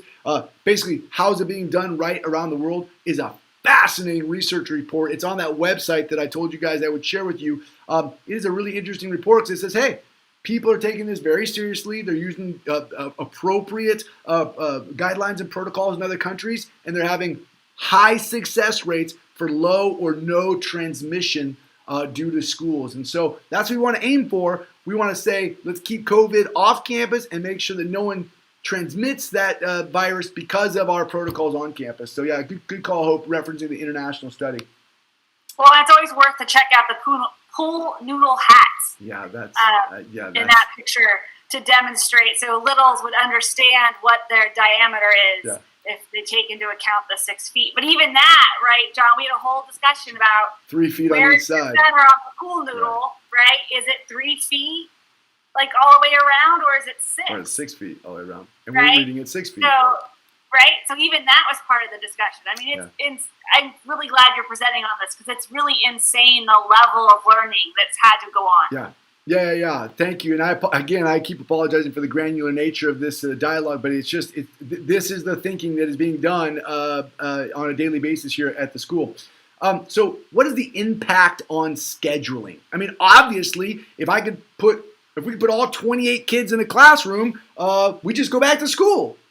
But if we can't, then what are we going to do? The impact on scheduling is if you can't have all your kids in one class at a time, What are you going to do? And I'll unpack some models for you. This is that news report that came out today at 4 o'clock or 4:30 today, where the state superintendent, Tony Thurmond, said, it was asked, how big will class sizes be in California schools? And his response was, I'm predicting 10 to 15. So if Tony Thurmond, the state superintendent of public instruction, is saying, hey, I'm anticipating classes to be 10 to 15, then I look at our modeling that's like 12 to 20, and I go, yeah, we might be able to get up to 20. It might be less, but certainly the state superintendent's not saying, hey, get all 28 kids back in class. So that has an impact on the way we build our schedule. So let's go back to that sliding model, right? Distance learning, check. Level 1, if we're in distance learning, that's our model. Level 2, some type of orientation. Let's bring kids back onto campus in smaller groups in the first couple days of school and keep them in small groups to orient them to school before we eventually jump to our baseline. If our baseline is an A-B modeling, like some kids come to school while some kids are receiving school through distance learning and they alternate, that becomes our baseline. From our baseline, we go, okay, how could we get a little more kids on campus so we're not fully in A-B, and maybe it's possible through this increased capacity to get some grade levels back to school every single day. I don't think it's day one, but I think we can get there, and I'll show you some ways to get there. And then, of course, full capacity. And the Center for Disease Control seems to indicate, as we've all heard, that it's 12 to 18 months away before it looks like we're back to full capacity. So these sliding scales from distance learning up to increased capacity and everything in between is probably our reality for the next year to year and a half. Let me unpack some of that. It's really important to me that we continue to recognize this sliding model when we talk about scheduling, because when we talk about orienting students to campus, orienting an 8th grader is going to look different in the duration of time that's necessary than orienting a kindergartner or a 1st grader, especially since trauma has been a factor. And so let's kind of dive in. What does orientation look like when we reopen school? So, this idea that on the first day of school, rather than have everybody come back, maybe it's instead of A-B scheduling, it's really like cohorted. Maybe each class has an AM, PM, and it's just 7 or 8 kids at a time. 7 or 8 kids in the morning, 7 or 8 kids in the afternoon. And that, again, in middle school, that could be a couple of days maybe. But in kindergarten, might that be a couple of weeks? It might take time to orient ourselves to these safety protocols. Now, when we look at a 180-day school calendar, hey, if it took a few extra days to orient kids, I think we should be okay with that, but that's my recommendation as we go forward. During the orientation, we would have a prescribed set of learning goals. Everyone has to learn the protocols for hygiene and safety and all these things. And again, 8th grade picks it up quick. The younger grades maybe stay in orientation a little longer, and we would be very clear about our communications around that. And that's me saying the durations could certainly differ. So then what's our baseline model? I mean, we get out of orientation, what is baseline? Again, there's the SCOE document saying we can't have everybody on campus at the same time, or could we? Possible alternating day models to meet social distancing guidelines. We've stolen 3 models from around the state that we're all looking at. You've probably already seen them. But here's the types of models that we're looking at from around the state. Like there's the AABB model. You have 24 kids in your class. You have 24 children assigned to you as a teacher. 12 of them are A, 12 of them are B. So we can have 12 kids in the classroom at a time. In this model, on Monday and Tuesday, the A kids are there. And on Monday and Tuesday, the B kids, they're involved in distance learning. Maybe there's synchronized Zoom calls happening. Maybe there's asynchronous videos. We're designing models. Say, okay, how do I distance learn 2 days a week while those kids are in class 2 days a week? Then Wednesday is a day where we're cleaning the campus. We are doing small group meetings with kids who need intervention and support, meeting with some of our Tier 2 and Tier 3 populations. And then Thursday and Friday, Group B is on campus. There's 12 of them. That's a model. Another model is out of New York, and this is the same idea. Group A and Group B. You guys get 4 days. It was Tuesday, Wednesday, Thursday, Friday. These guys are in distance learning. Then it's their turn. And these guys are distance learning. So it's a week on, week off model. Obviously, some of the pushback on that is like for the littles, so going away from your teacher for a week can be a little disorienting, especially in the beginning. So if we did go with this model, I would assume we'd stay on an orientation model longer before we move to that baseline, because otherwise the kinders come back after a week and they're like, who's my teacher? Where are we? So that's a consideration for that. And then, model 3, and this is taking out that day off for cleaning and saying, okay, could you go 3 days a week this week and 2 days a week next week, so that every kid gets 5 days out of every 10. Again, there's a pushback and some positives to that. You're increasing instructional minutes, but you're also don't have time for the transition between groups. One thing I'm going to throw on the screen, and I hope you'll allow me this, and it is this. It says each of these models puts a large workload on teachers and staff, as well as families. We recognize that, to ensure that the A group and the B group and those who selected independent studies who didn't come back to campus at all, to ensure that all 3 groups are moving forward simultaneously. This has never been done before. This is all new. And Westlake can do it, and our teachers are amazing, and they're already modeling out what would it look like to move A, B, and C together. What would it look like to move all of our kids moving forward together using synchronous and asynchronous and distance learning as well as in-class learning? But no matter what we pick, it is going to be very challenging, and it's going to be very hard work, and it's going to be exhausting. And I want us to keep our teachers in mind. I know we have to keep our parents in mind who need to get back to work.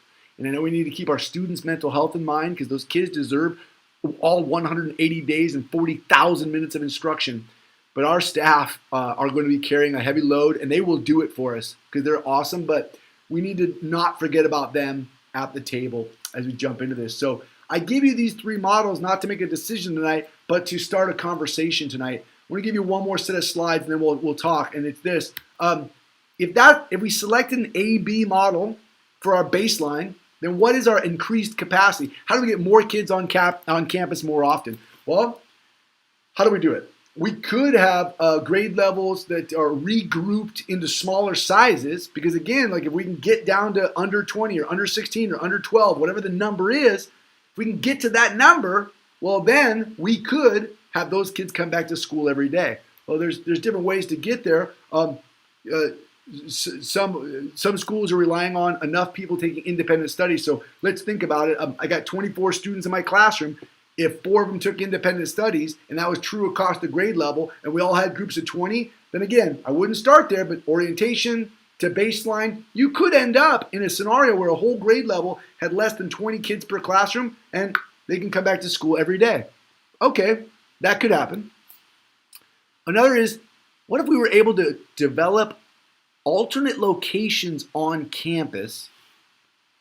So we're still doing A-B rotations, but group A is in a classroom, and group B, who's associated with those kids, are in another place on campus, and the teacher teaches for 60 minutes over here, then goes and does some work over here, and there's staff who are covering both zones. So it's still an A-B model, but the kids, when they're not in the classroom, they're not at home, they're somewhere on campus. And that's an interesting recommendation and something we're literally diving into, what part of the campus could you, you gotta love Steve Korvick. He's like, we get another circus tent, and we put tents up, and we're like, shut down the parking lot, we'll tent it. We're thinking of anything that's possible to get our children on campus close to us, where we know they're gonna be safe and receive the instruction that they deserve. But there's no decisions, there's just ideas at this point. And the final piece is, and Nancy, this is why you're like a plant. If guidelines for social distancing change, then we might be able to allow more students into our classrooms. You hear all kinds of things out there. Hey, maybe the viral load in young people under this size isn't enough to be transmitting, and maybe that's a thing that comes out later on, and we go, oh great, then this grade level can have more kids in class. We won't know that until we know that, but if things change, it could change and impact our schedule. And so one of the things that we've been talking a lot about, though, is if we're talking about A-B modeling and who's coming on campus and who's staying at home, if we have to make decisions on who should get more time on campus, and this is hard to say because we want to value all of our children, but the reality is that our youngest kids, our kindergartners through third grade, our little kids, if they start behind in school, they stay behind in school. We want to really maximize their ability to learn to read and really get literacy from a young age. And from a safety protocol, we want them here. So if there was a way for us to utilize an extra set of resources to get more of the youngers on campus more often, we would probably use that as our decision-making paradigm, because we know that our, maybe our middle school kids are more likely to be able to be sufficient in some type of distance learning model for a multitude of reasons. And so that's, although not something we want to have to decide, it is a decision-making paradigm that we might utilize. Last two slides are regarding communications, and they'll go quick. And it is just this, that we have promised to keep in touch with our staff as we go through this summer. We have a series of Westlake weeklies that will go out, and some leadership team meetings that people are coming to if they would like to, but they're also encouraged to stay home and rest. Parents, we promised to our parents through our Westlake weekly newsletter on May 24th, we told them we'll talk to you in mid-June, we'll talk to you again in mid-July. Here are the upcoming actions for our parents. Number one, there's a board meeting. It's right now, and it's streaming through YouTube, and parents can be watching this. Number two, there is a YouTube streamed interactive parent town hall meeting this Monday. Oh, I'm sorry, I skipped the Westlake Weekly. There's a Westlake Weekly coming out this Sunday. And then there's a parent town hall meeting on Monday that's interactive, and we're going to use it as a focus group opportunity to ask some questions of our parents regarding the same slides that you guys are seeing here in probably a condensed version, so that we can be listening to our board. And if a board would like to come, you can listen to the parents of the parent town hall. Then our anticipated next steps is, by June 28th, the Westlake Weekly goes out with probably our best first thinking. And then 1 month from opening on July 12th, we'll communicate again. And so this is the opportunity for me to listen to you. And I always apologize for how long these things go, but this is very important content for us. So next steps, we're listening to our community. Like to hear from our board, questions, thoughts, and concerns, things you'd like to speak into the record and let me know. And I'm also available, not in this setting if you'd like. And then we have our parent town hall meeting. We'll be doing some listening there. One thing to note is, based on the feedback from the community and using the consent item tonight, 7D, where we authorize the executive director to make decisions during this time, the Westlake staff will create the plan and produce the plan and communicate that plan out here at the end of June. And at our next board meeting, you will have already seen it. And then by July 12th, we'll communicate again any updates. And so that's the end of that presentation. And I'd love to just whip around questions, thoughts, concerns, feedback. And Amy Wells, I know you're there taking notes, and please take good notes. Okay, John, do you mind if I go first? Please and go. And then I can go, I guess, in the order on my screen if that works again. Yeah, if you want to do a whip around structure, that's great. Okay. Will you do me a favor, though, and go back 3 slides, please? Absolutely. It'll be easier for me. Yeah, no, absolutely. I apologize. I knew that was going to happen. I will go back for everybody. This one here? Perfect, Yeah. yes. So first, on option 2, it's a very interesting idea. I will tell you that jury trials are restarting in July. Sort of based under the number 2 model. What courts are doing are they're doing a main courtroom with the judge and the parties, and then they're spreading jurors or potential jurors out across 4 different courtrooms. Interesting. And then broadcasting live what's going on just through a webcam in the courtroom. Yeah. To conduct it that way. So in seeing 2, I hadn't thought of its applicability to classrooms, but I can see that now, right? The idea of if we install certain technology in classrooms, can students be watching live? There's and the caveat is there's a staffing ramification to this, right? If I take a group of kids and put them with a certificated teacher, I take another group of kids, I put them in the cafeteria. I also have to have a teacher over there, and all of a sudden but there's ways to mitigate that. You could have one teacher and some instructional aides. So there's ways to mitigate, but there are some ramifications. Yeah, I'm not sure I want live streams out of every classroom, don't get me wrong either. But it was just an idea I hadn't had, so I wanted to acknowledge it. Got it. On item number 1, so one interesting thing that I'm wondering about, right, is later in the agenda tonight, we're potentially approving something that has an increased class size to it. And I know we'll discuss about it then, but just sort of how that affects one and how that plays out moving forward interests me. And then I don't know if there's any capability to, is there a way to have another teacher like per grade level K3 so that we can go 6 wide, at least temporarily, to make sure that we can get as many kids knowing that having those littles on and that early development is so important. I know it's such an interesting timing of balancing budget versus classroom instruction. Like I don't know. I mean, it's like this perfect storm, and I don't know how to balance those or what next steps are. It's funny, Hope, because you're in my screen. You're right next to Ashley Patel, who brought up the same topic at Leadership Itself. Throw it on the table a little bit for you guys. Look, so it is interesting that we're having this particular pandemic crisis at the same time we're having an economic crisis. Because if there were not an economic crisis, yes, Hope, how do we reduce class sizes? We'll just get more teachers, right? If you took 120 kindergartners and you divide them by 5, you have class sizes of 24. If you divide them by 6, you get class sizes of 20. If you divide them by 7, like we could do the math. So you could go and hire new teachers, and you could put them in the cafeteria, the library, extra classrooms. You could get portables. Like, that's the great solution if we had money to throw at the problem, is you hire more staff and you reduce class sizes. And, we've already kind of done the fictional math around, like, what would it cost to get everybody under the 20 cap, and that it's pretty massive ramification as a K-8. Mrs. Patel brought up, though, something that we actually celebrate here at Westlake Charter School, in that we have 8 specialty teachers that are all credentialed teachers, and they're already in the budget and on the books, and they've already said, hey, put me in, coach, I'll do whatever you need me to do, whether it's be an MTSS agent or teach specialties through distance learning or do Google Zoom Meets to support students with social emotional support. I mean, we have so many ideas of how we can utilize those teachers in our model. But one of the things that was thrown on the table at leadership was, well, I mean, could a specialty teacher who's credentialed teach a 6th kindergarten class? That is 100% possible. There are some ramifications to it, but it's possible. One of the things that we have to get through is, what's our target size?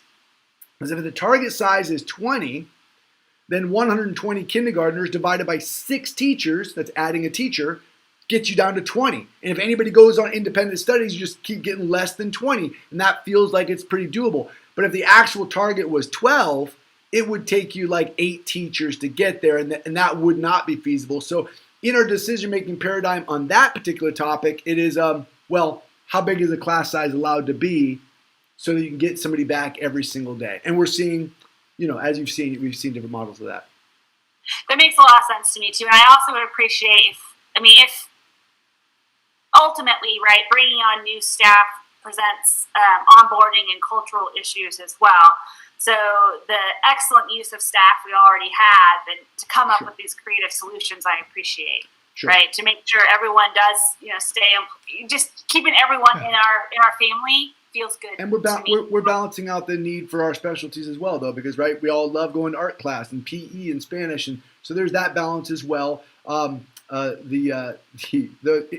What was interesting is when Mrs. Patel said at the leadership team meeting, hey, what if one of our specialties wants to teach kindergarten? And I jokingly said, yeah, Mrs. Grimaldi, you could teach Eichley's humanities class because you love middle school. Eichley, you could teach kindergarten. And Eichley's like, I'm in, let's do it. And it was like the whole place cracked up. Everybody was like, that would be awesome. Could you imagine Mr. Eichley teaching kindergarten? So, hey, it's Westlake. Anything's possible. We will keep scratching on that. And thank you for introducing it, because I didn't put it on a slide. So thank you. Well, and I want to clarify, I'm in no way at this point supporting undoing specialties, right? Like, I'm not, I just want to be clear, specialties are incredibly important for the social emotional learning of our students. Not to mention it provides some much needed collab time for our staff. And I realize all the different things we get from those. So I don't make the suggestion lightly or anything like that. It's just, I've been noodling on ideas on trying to make this work so that we can get our community back together. Agreed. With that, though, Ashley, then Jed, then Josh. I don't know that I have anything big. I think it's funny that you're in my brain. I was, and I think I said the same thing, Hope, when I suggested. I was like, for this year, for the now, not the forever. And then if that's the case, how do we ensure that those lessons are embedded? The art piece is so much easier to wrap and fold into the earlier grades than the upper grades, but it's not impossible, and we have great teachers who do it. Sure. Thank you. No, it's really nice that we're able to have such faith in our staff, and we have such amazing people who I know can take this on. So it's that part's comforting. Jed, then Josh, then Michelle, and you can pass. I mean, I think, but we're just doing this look around to try to make sure that everyone gets an opportunity to provide feedback to John.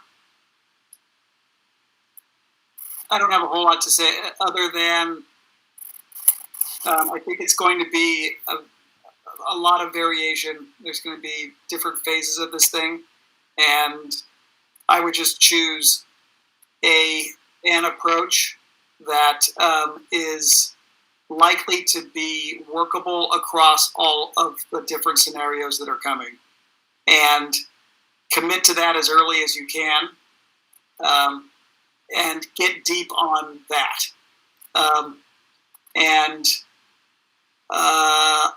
I'm as a board member willing to sacrifice some additional flexibility to do a few extra things that for the sake of, let's make sure we have a good foundational thing that will work, and that we put a heck of a lot of time into that, rather than keeping our options open until the very end, where we end up scrambling and just haven't put as much thought into what we're doing.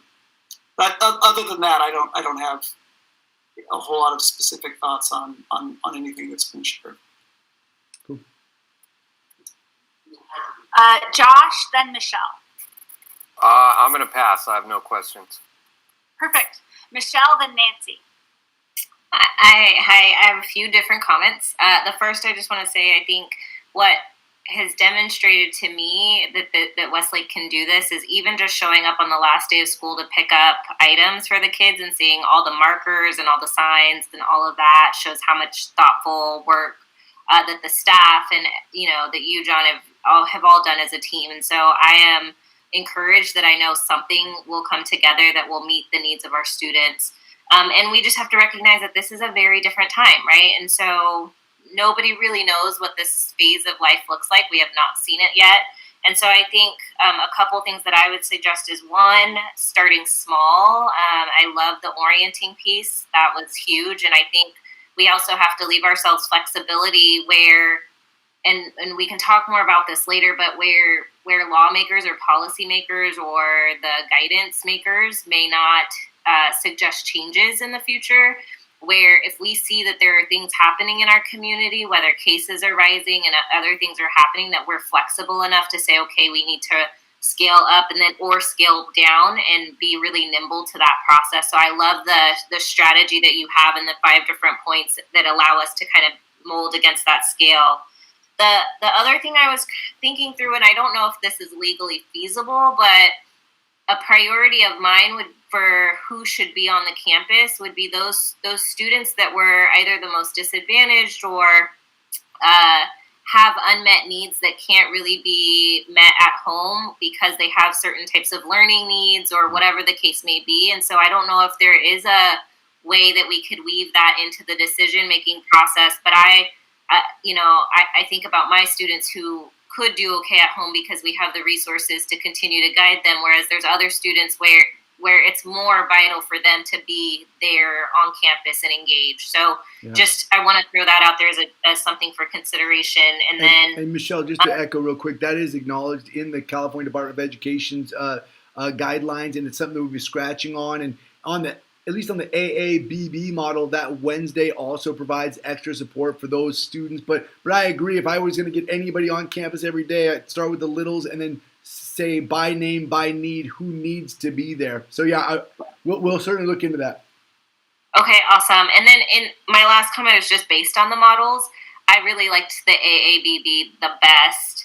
I think you do need that time to clean and take a break in between the cohorts, but I like how the Wednesday could be utilized as well for serving additional needs. So those are just my quick comments on what was presented. We're getting, I'm in close collaboration, obviously, with Natomas Unified School District, NP3, Natomas Charter School, and I have colleagues in the region. And one of the things is, depending on what models are selected in the region, we'd like to, for siblings anyway, try to do some alignment.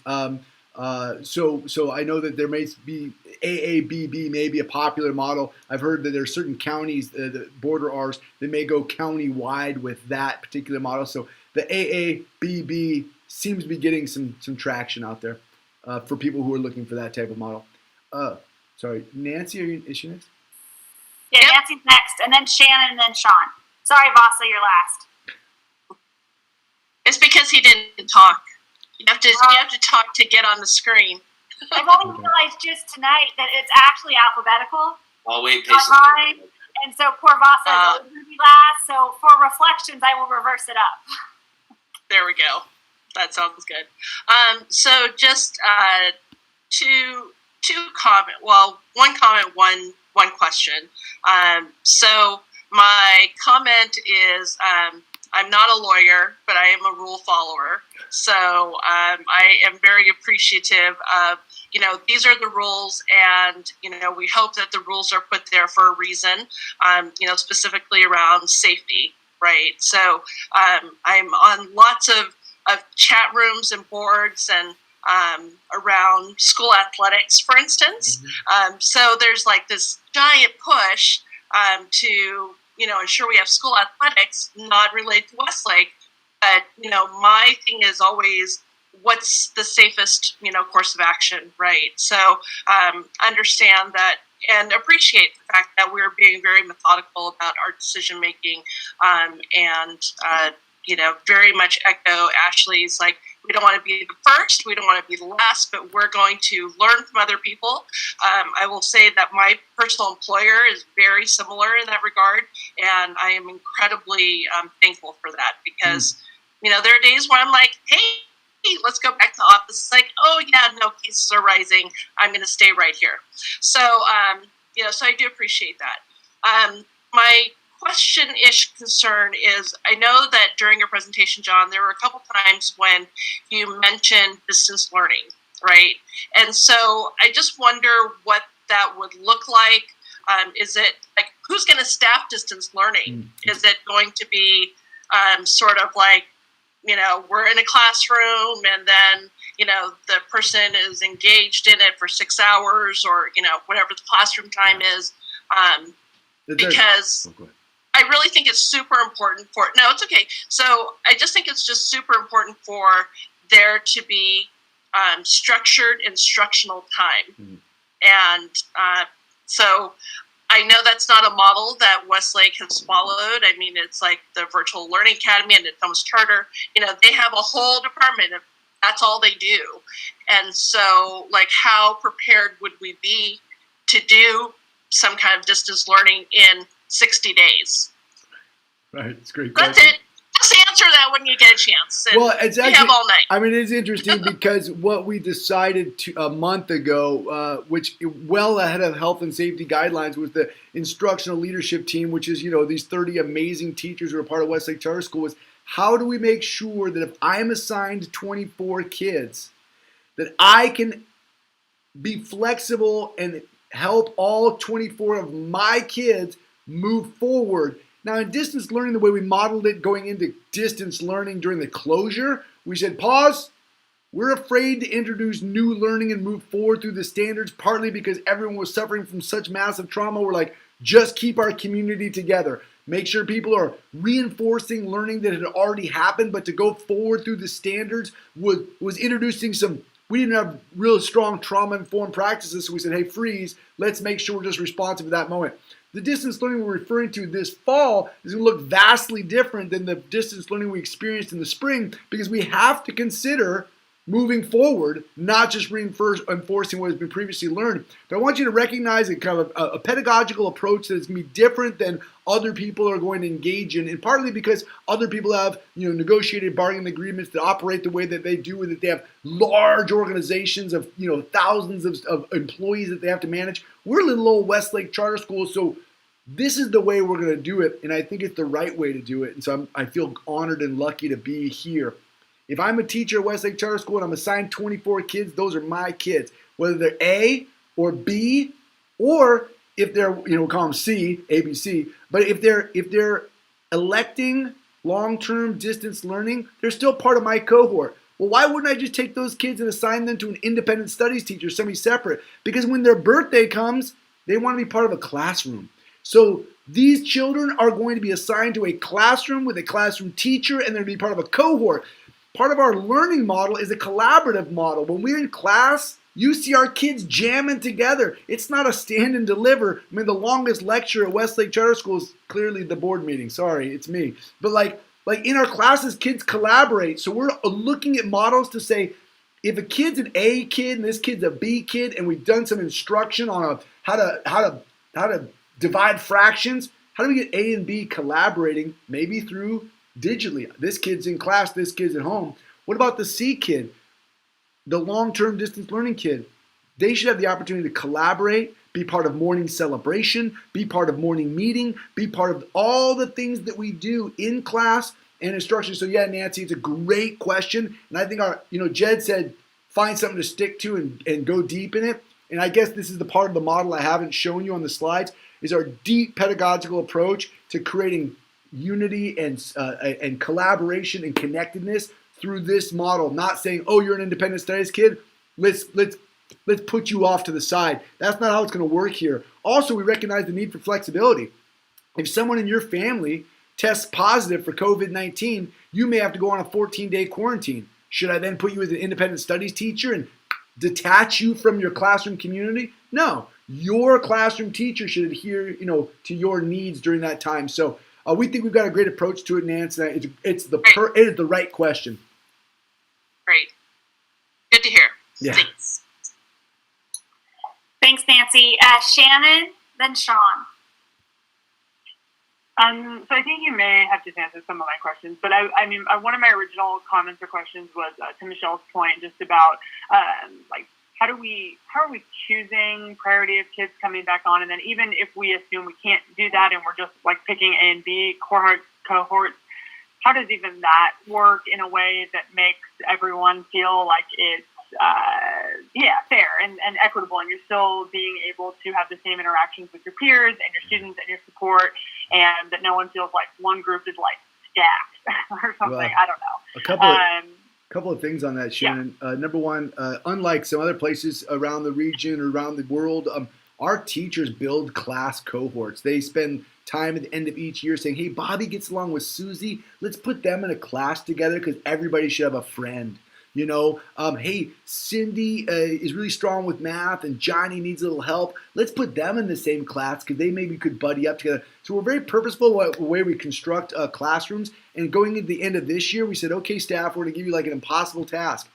Create a classroom, then take that classroom and break it in half and create A, B cohorts and make sure every kid in A has a friend, and then make sure every kid in B has a friend, and adhere to our pedagogy around anti-tracking, that this is the really high math group and this is the low. We're not about that. So we spent some real time doing that. We also went through all 551 siblings. Because it can't be 551. I guess you could have 3. And assigned them so that we made sure going into this process that you and your sibling were on the same cohort. So there's been a lot of behind-the-scenes granular work that has gone to class, and there'll still be lots of problems. But even with all that work, there'll still be things that don't work out. But a lot of thought has gone into that. How do we construct these cohorts around equity and access and modeling to make sure people are getting not just the academic but the social emotional needs met. But again, going back to Michelle's comment, I love this idea of, okay, how can we go further? what's increased capacity look like? Not just baseline, but how can we expand that? So it's a good question. Did I answer your question, Shannon? I'm sorry. Yeah, no, that's great. Thank you. And then my other comment or question was just about in that parent survey where you said that 33% of parents are still not super comfortable coming back. And then when we're talking about this group C, the independent, long-term independent study kids, like, I mean, do we think it's a third, really? Or, like, do we think that number will go down once there's a clear plan? Or Great question. I have so much data and so many charts, and I started doing my slides. I'm like, I can't do all of the slides because it was already like hours, right? So we sent out a parent survey. We had like 937 individual responses. And of the 937 individual responses, we asked the question, hey, if we were on like a 50-50 A-B model and you could only come to school a couple of days a week, would you come to school?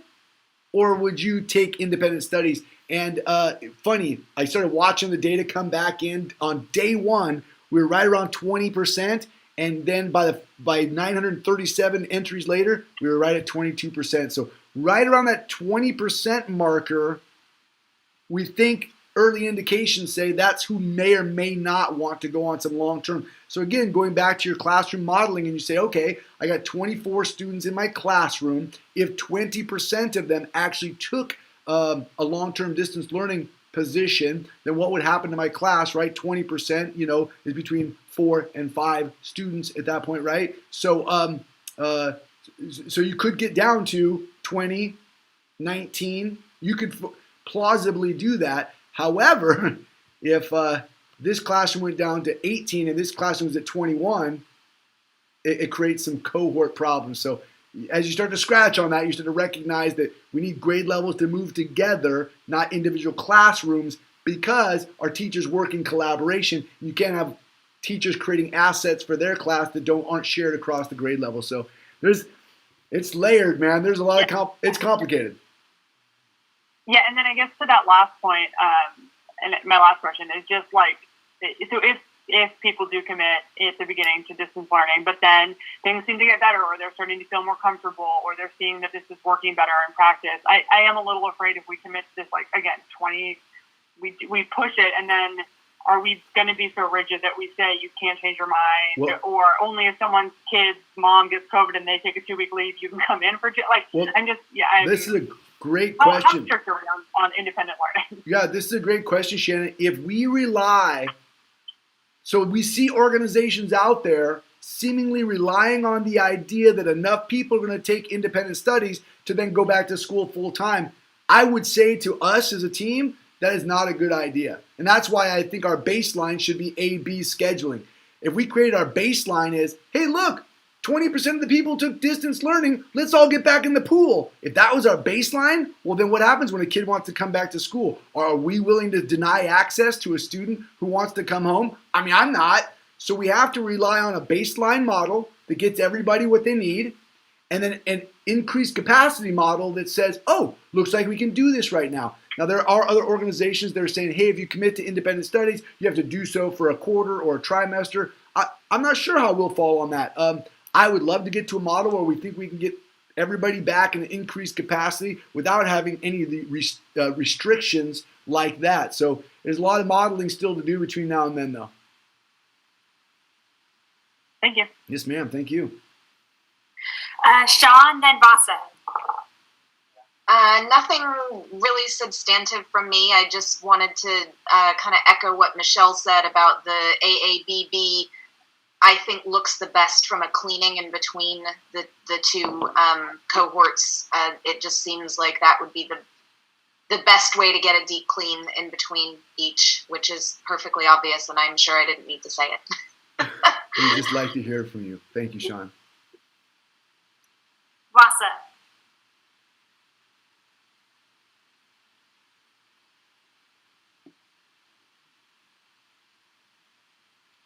Which his computer's fighting him. Oh, there he is. Yeah, my computer's fighting me. The screen is frozen. There's so many great things I know that you're noodling on behind the scenes, and so I'm sure that you already have a bunch of thoughts around some of these ideas. But one of my concerns I always come back to is childcare and how parents are going to facilitate taking care of their kids. We're on an AB schedule. You've definitely talked about the utilizing BASE and other resources on campus.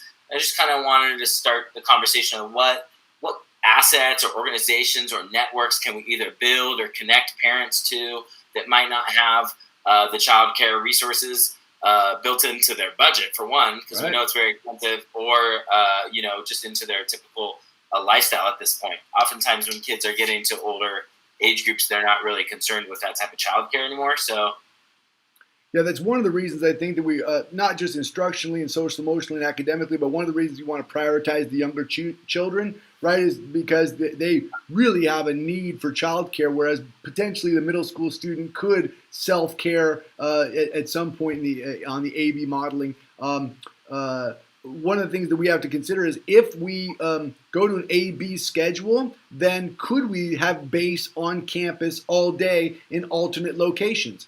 If we were able to go to increased capacity and get kindergarten through 5th grade on campus all day in alternate settings and reduced class sizes, then we wouldn't need BASE on campus because we wouldn't be utilizing the AB structures. And so outside of BASE, we do have a partnership that we can connect our families with through the YMCA. But the financial ramifications are a real restriction, I think, for all of us. Yeah. If you consider BASE, even at if it was $40 a day to go to BASE, and you had to go 3 days a week on the AABB schedule, I mean, you're having $120 a week or $500 a month. I mean, at that point, are we just talking about just go to private school, right? So I go, that's a real barrier in our team is really starting to logic that problem. And wouldn't we love to then offer BASE for free, but then I'd have to come back to this board and say, hey, BASE is operating off of a fee-based program.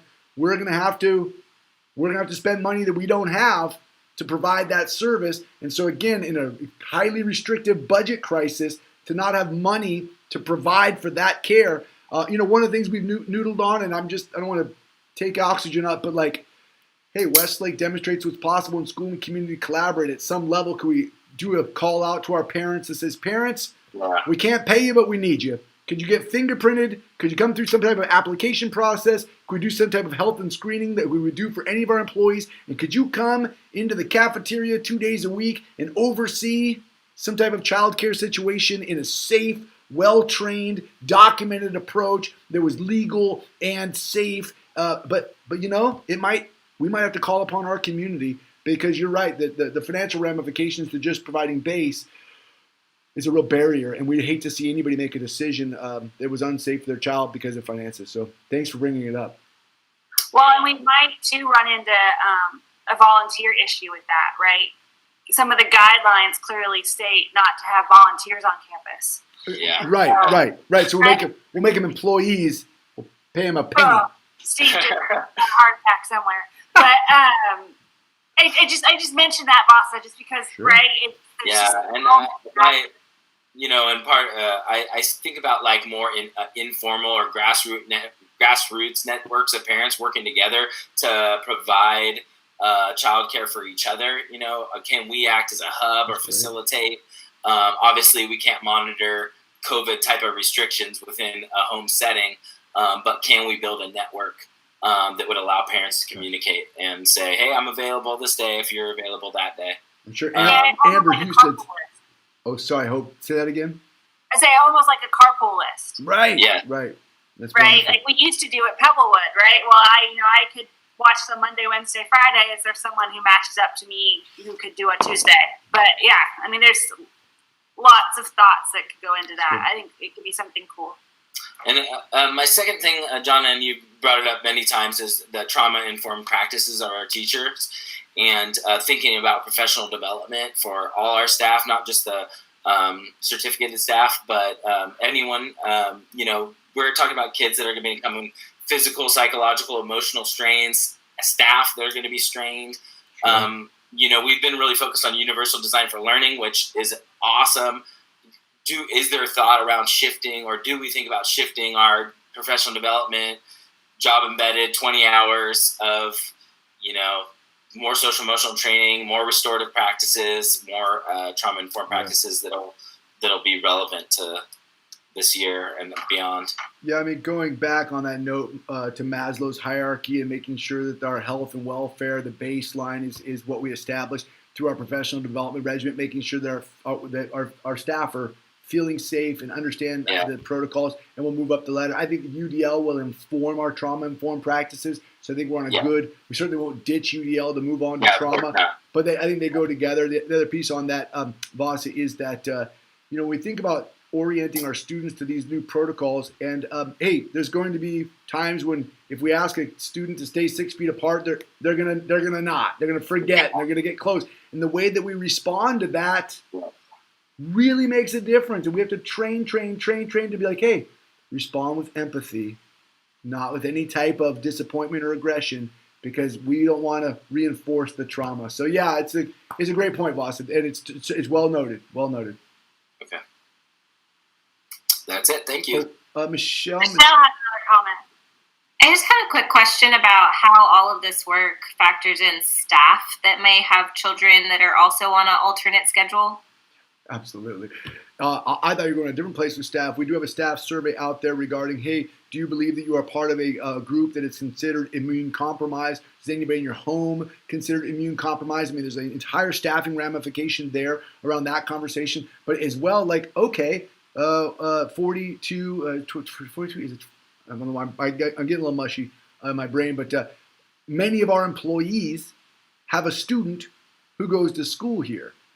So what do you do if you go to school here, you work here, you have an A-B schedule for your child, and base is not, what if we don't provide base? I mean, right now we do provide base for our staff for free of charge, but I mean, my goodness, we at the very least have to have that installed so we can open campus at all. You'll have to have base during the day for any type of A-B modeling for your staff. But we have staff who are like, my kid is now in high school, and they're on a different schedule. My child promoted this year. There are ramifications to all of these decisions, and we have to work with our staff at the table to be like, okay, what do you need? What do you need? What do you need? And how do we do it together? Did that answer that question, Michelle, or did I miss it? You did. Okay. And then John Ashley had a question. Oh, Ms. Patel. Yeah. I think that I may have mentioned this somewhere before, but it's just a thought that when Vasa talked about base came in my mind. And I know that we're thinking about all the angles, but you said 40 some staff members, and then you have so let's say base is open just for staff, or base is open for staff and other students on the off scheduling, but we're providing distance learning for your off days. Are the base staff going to be trained and equipped with the devices and supplies needed to give those kids the schooling that they need to be getting while they're at home during the day? Or am I, teacher, going to go home after teaching my A schedule, planning for my B schedule, teaching my C kids off, and go be a teacher to my kids all night long? And so that's a big piece to consider. I think we may have. What do you think the answer is? You asked the question. What do you think I'm going to say? Because I put it back on you like it's Westlake Charter School. I can't imagine. That's part of the planning. Yeah. And I can't remember if I've had a discussion, but I think it's important for the board to hear. Yeah. You and I have had that conversation, and we've had it publicly in front of the leadership team, and the conversation goes like this: like, we can't expect our staff to come and give their all for this organization and for the students of this community if we aren't going to also support their students while they're in base free of charge. So yeah, Ashley, we will have Chromebooks at base, and we will be working with our base. Just like Vasa said, we need training and professional development for everybody, including our base employees. So when we talk about alternate placement on campus, it's not just sit still. My God, could you imagine if we said, come on campus and sit in that corner, we'll see you in 8 hours. That's not what we would do as Westlake Charter School. So you bring up a great point. I got to put it back on you because we've had this conversation, and it's imperative that we treat everyone like family, not just your family. Not just because you're a teacher here, but every child who goes to base needs to go home at the end of the day because their parents are probably out there working incredibly hard, and they can't come home and facilitate a day of learning either. So it's a great point. It's well taken. Yeah, I just thought it was important for the board to hear that while at base, it's not going to be the campy style that we have in the summer necessarily. Totally. There's so many granular pieces. I mean, you bring up a great. There's layers upon layers upon layers. We can do this for hours. With that, John had finished his presentation. Are there any other? We've done the whip around. Are there any other comments at this point by the board, or are we ready to move on to our consent agenda? Thumbs up if you're ready to move on to the consent agenda. I'm seeing all kinds of thumbs. So that brings us. Oh, actually, first I'm going to pause. John, did you get any public comment on the reports? No, and I kept flashing the slide on the screen saying, "Here's how you said," but no public comments. I will share that I did open it at one point during this, and we had 7 viewers. Of course, I was one of them, but 6. That's pretty good. 7 viewers for 2.5 hours. Yeah, I know, they're hanging strong out there. dirty. Sorry, everybody. So on the consent agenda, we have 7 items. A through. Oh, Krista has 5 monitors. Yeah, that's Krista watching 5 times. Well, I'm okay because it brings our numbers up. So we have 7 items on the consent agenda for tonight. As you know, these items are typically routine in nature or as work coming to you from a committee. We can discuss any of the items that if a board member wishes to pull them. Otherwise, I would take a motion on the full set of items. And like Johnny just confirmed, there's no public comments. We have no public comment on consent items. No comments. So is there an item that the board wishes to discuss? Otherwise, if someone would make the motion to approve items A through G. I'll move. Thank you, Josh. So Josh is the first. Is there a second? I'll second. Okay. Amy, will you please take a roll call vote? Yeah, who was the second? Was it Ashley? Yes. Okay, thanks. Sorry, I have to. Sorry, I meant to say it. That's okay. I just have to flip back and forth, and so when I flip, I can't see. So, here we go. Hope? Yes. John? Yes. Nancy? Yes. Josh? Yes. Michelle? Yes, with an abstention on A. Okay. Vasa? Yes. Ashley? Yes. Shannon? Yeah. And Jed? Yes. Okay, thank you. Okay, so that brings us to, I can't believe it, to our first regular agenda item. I'm just looking at the time. Like, I don't think we've ever hit the regular agenda at basically 9 p.m. before. Sorry. Actually, I want to take a quick moment and just thank the board for reappointing me to another 3-year term just then. And I'm really honored to stay on as your board president. So, and I'm glad I get to keep working with Michelle and all of you and Shannon. It's going to be great to have this kind of commitment and consistency on this board. And it's just been fabulous to see it come to fruition. So thank you. Agreed. Hope? Yes, Michelle. I'm so sorry to do this because we just approved consent, but I had one comment on the letter for the board community. Okay. Can you entertain it? It's the last section where it says something to the degree of we know this is a really difficult time, and it says, but our deepest hope, or I can't remember the verbiage. I was hoping on that line that we could end after that, we know it's a difficult time piece, put a period and say our deepest hope. I just don't want the but there. There was something about the but that struck me. Okay. Do you have to reapprove that? I mean, John heard the edit, so we should probably. What, John? Oh no, I'm saying I could I can do the edit. Yeah, that one is a. I mean, I guess it just depends on whether or not we think it's it's not a substance change, right? Is it just a format type of change or structure? Yeah, but I would support stylistic rather than substantive, personally. Exactly. Okay, so John, yes, if you wouldn't mind making that change, given it's stylistic, I would appreciate it. Yeah, love it. Hey, Doug, Okay. if you capture that in the notes and tag me, please. Thank you, everyone. I'm sorry I missed that earlier. It's okay. Thank you, No, Michelle. it's totally fine. I appreciate it. So that item 8A, accept and approve COVID-19 operations written report. Is that you, John, or is it Steve? Steve and I can tag team it. We haven't seen Steve's face. Maybe Steve, you want to give us a quick riff on what we're looking at approving here? In instead of our LCAP, we have this. Yes, right, sure. So, traditionally for the past few years, schools have planned over the year and brought a draft LCAP to the board in May and approved in June. We've done quite a bit of work up through late winter, early spring on getting it prepped and ready to go. Then the pandemic hit, and so there's been a press on the adoption of LCAPs. It'll come back before December 31st of next year. So in lieu, though, of the LCAP, there's this report that LEAs have been asked to fill out and complete. So we're looking for your approval on that tonight. Were there any questions on this item from the board? And if not, is there a motion to approve?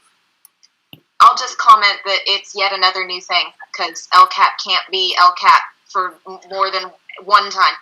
Right? Every year. I'm just happy it's only 2 pages. Right.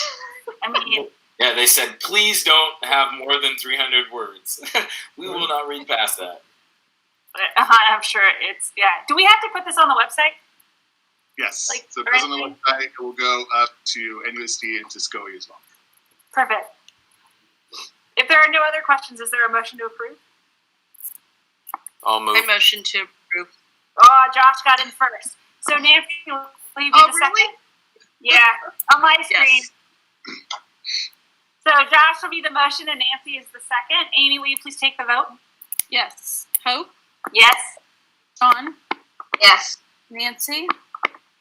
Yes. Josh? Yes. Michelle? Yes. Vasa? Yes. Ashley? Yes. Shannon? Yes. And Jed? Yes. Thank you. So that brings us to our next regular agenda item, which is accept and approve WCS's 2020-2021 budget. And Steve, I have your slides queued up. If you just want to say like go, I'll go when you tell me to go. Oh, I was going to present from my side and try that, present a window. Yeah, Does that work? it doesn't work because we're doing live through YouTube and it won't actually present from my screen. It's a little glitchy glitch. Yeah, So, okay. Yeah, if you want to tee it up. yeah, sorry about that. Just one of No the we're streaming through multiple platforms: Google Meet, YouTube. We also got a live stream going. Presenting your slides now. You know, as you pulled it up, I was thinking of a comment you made earlier about when our reports are dramatically or pretty the same. There's information coming from state agencies. It's conflicting all across the board, and we're tracking it on spreadsheets. I'm like, hey, it kind of sounds like my report tonight. So, there you go. Okay, you let me know when you can see that presentation, team. Oh, it says it's presenting in 3. Okay, there we go. All right, Steve, you give me like a when you want me to move forward.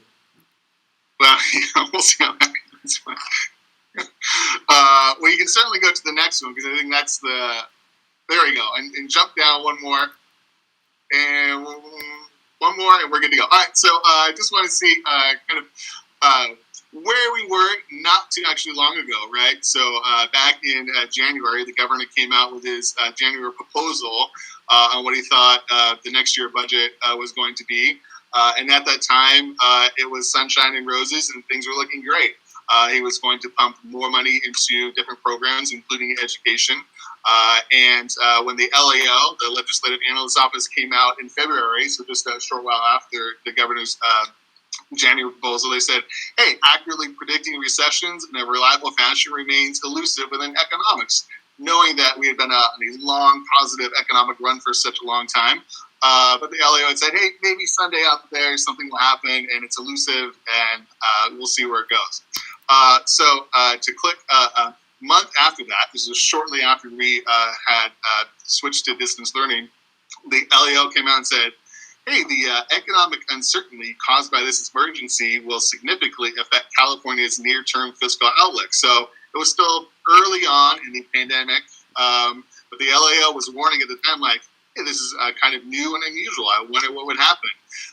And then, of course, if you can click, school services came out in May when they did their kind of presentation statewide and says there are no models for how a world recovers from a near total shutdown of economies around the globe.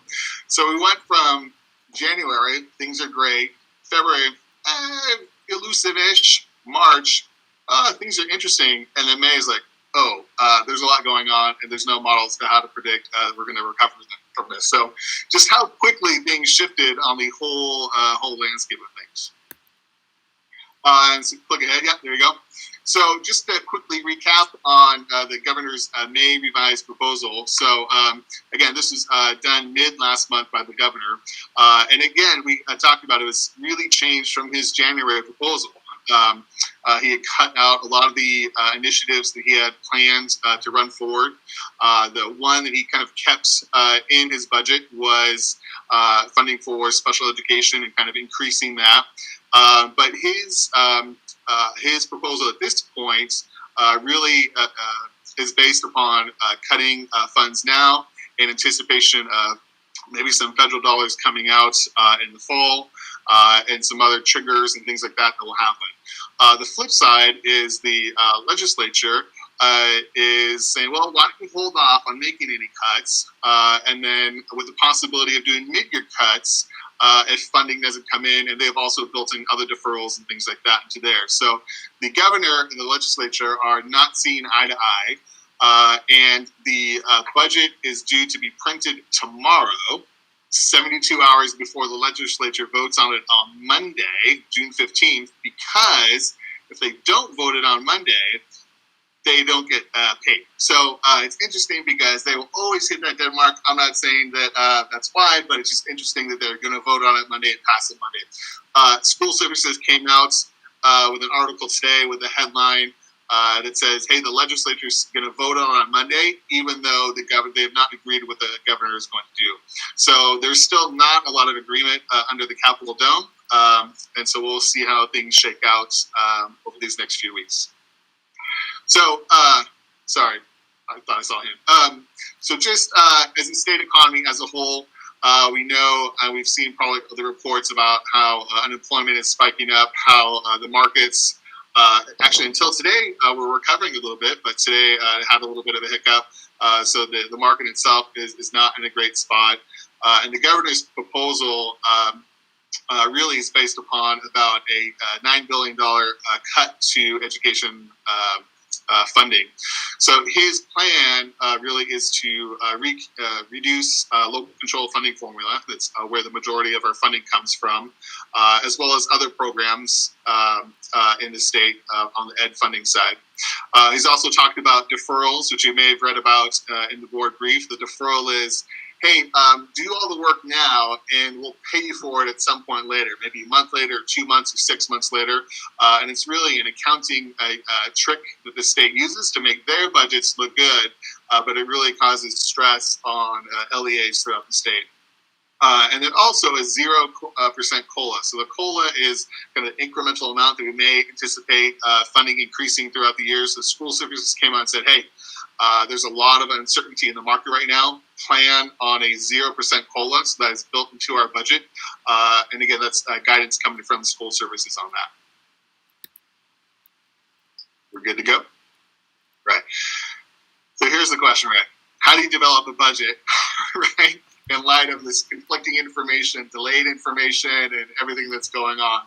Well, I'm going to point back to a quote real quick. This quote came from Dave Gordon earlier this month when he was kind of releasing some information at the county level.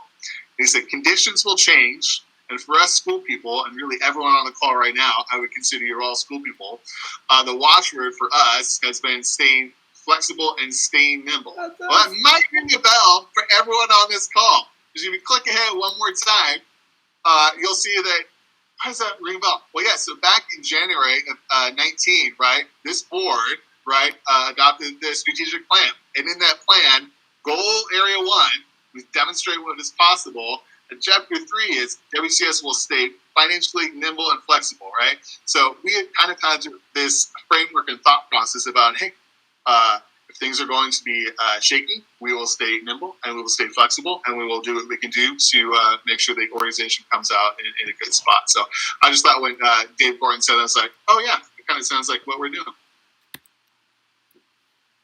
Okay, so getting into the nuts and bolts things. So on the revenue side of the house, we've updated our LCFF funding, which you've seen in the budget. Those funding rates and estimates have come from school services, our SELPA, and also some information has been provided by the Natomas Unified School District. The grade level growth is in the budget as well for 2021, because we currently have 3 8th grade classes. We're going to 4 8th grade classes. The budget does include what we talked about last month, going 24 to 1 in grades K-3 and staying 28 to 1 in grades 4 through 8. Also includes our first round of 9th graders, which is exciting, coming to us in the fall of 2021 and then building forward as well. So I think we've talked previously about the budget, and it's not only students who come to school, but how often they are here. The average daily attendance, or ADA. So our budgets in the past have been built on a 97% ADA. That means on average, 97% of our students are here every day. We built the following year budget, so this is coming year budget, on 96% ADA. So why did we do that? Well, one, when the epidemic and pandemic hit, the governor came out and essentially froze everyone's ADA to a point in time. At that point in time, our ADA to that point in the year was 96.7% ADA, so just under our target. But as we look into going into next year and our uncertainty, whether there's going to be waivers around ADA or instructional minutes and days and things like that, we just want to be a little bit cautious as far as our ADA projections. And if it improves, fantastic. But that's the point in time that we're kind of working with right now is the 96% ADA. Go ahead. Yeah. So also on the revenue side of the house, there's the education protection account. These are funds that are sent to LEAs across the state. They must be spent on certificated staff, non-administrative costs. So we're looking at about $1.4 million in EPA funds. Although it's not subject to deferrals, it is subject to a reduction, and we're actually likely to see a reduction in our EPA funds in our current year. And it's possible that we could see reductions in EPA funds going forward as well. And then the last 2 points on this are really base revenue. It's something that I wanted to talk about real quickly. So base in years past has been a revenue positive generator for the school. In some cases, in a fairly decent amount. So looking at this year, there's of course some uncertainty around base. We actually might see a great increase in base, right, if we go to a different schedule. So, but as it stands right now, built into the budget, it's almost a net zero budget just for itself. So income that base makes will be paid out largely to staff, but I wanted to call that out. And then working with our WAVE partners, we're looking at still $55,000 in income and donations from our WAVE partners next year, which is fantastic. Right? And then also looking at a reduction in parent donations, again, because we understand that times are tough and actually the school is going to be asking for a little bit less. So Steve, can I ask a question now? On the last slide? Yeah, please go ahead. Yep. Okay. So my first question is, in regards to the class sizes, and I'm not saying I want to pull back from the 24. I don't mean it that way.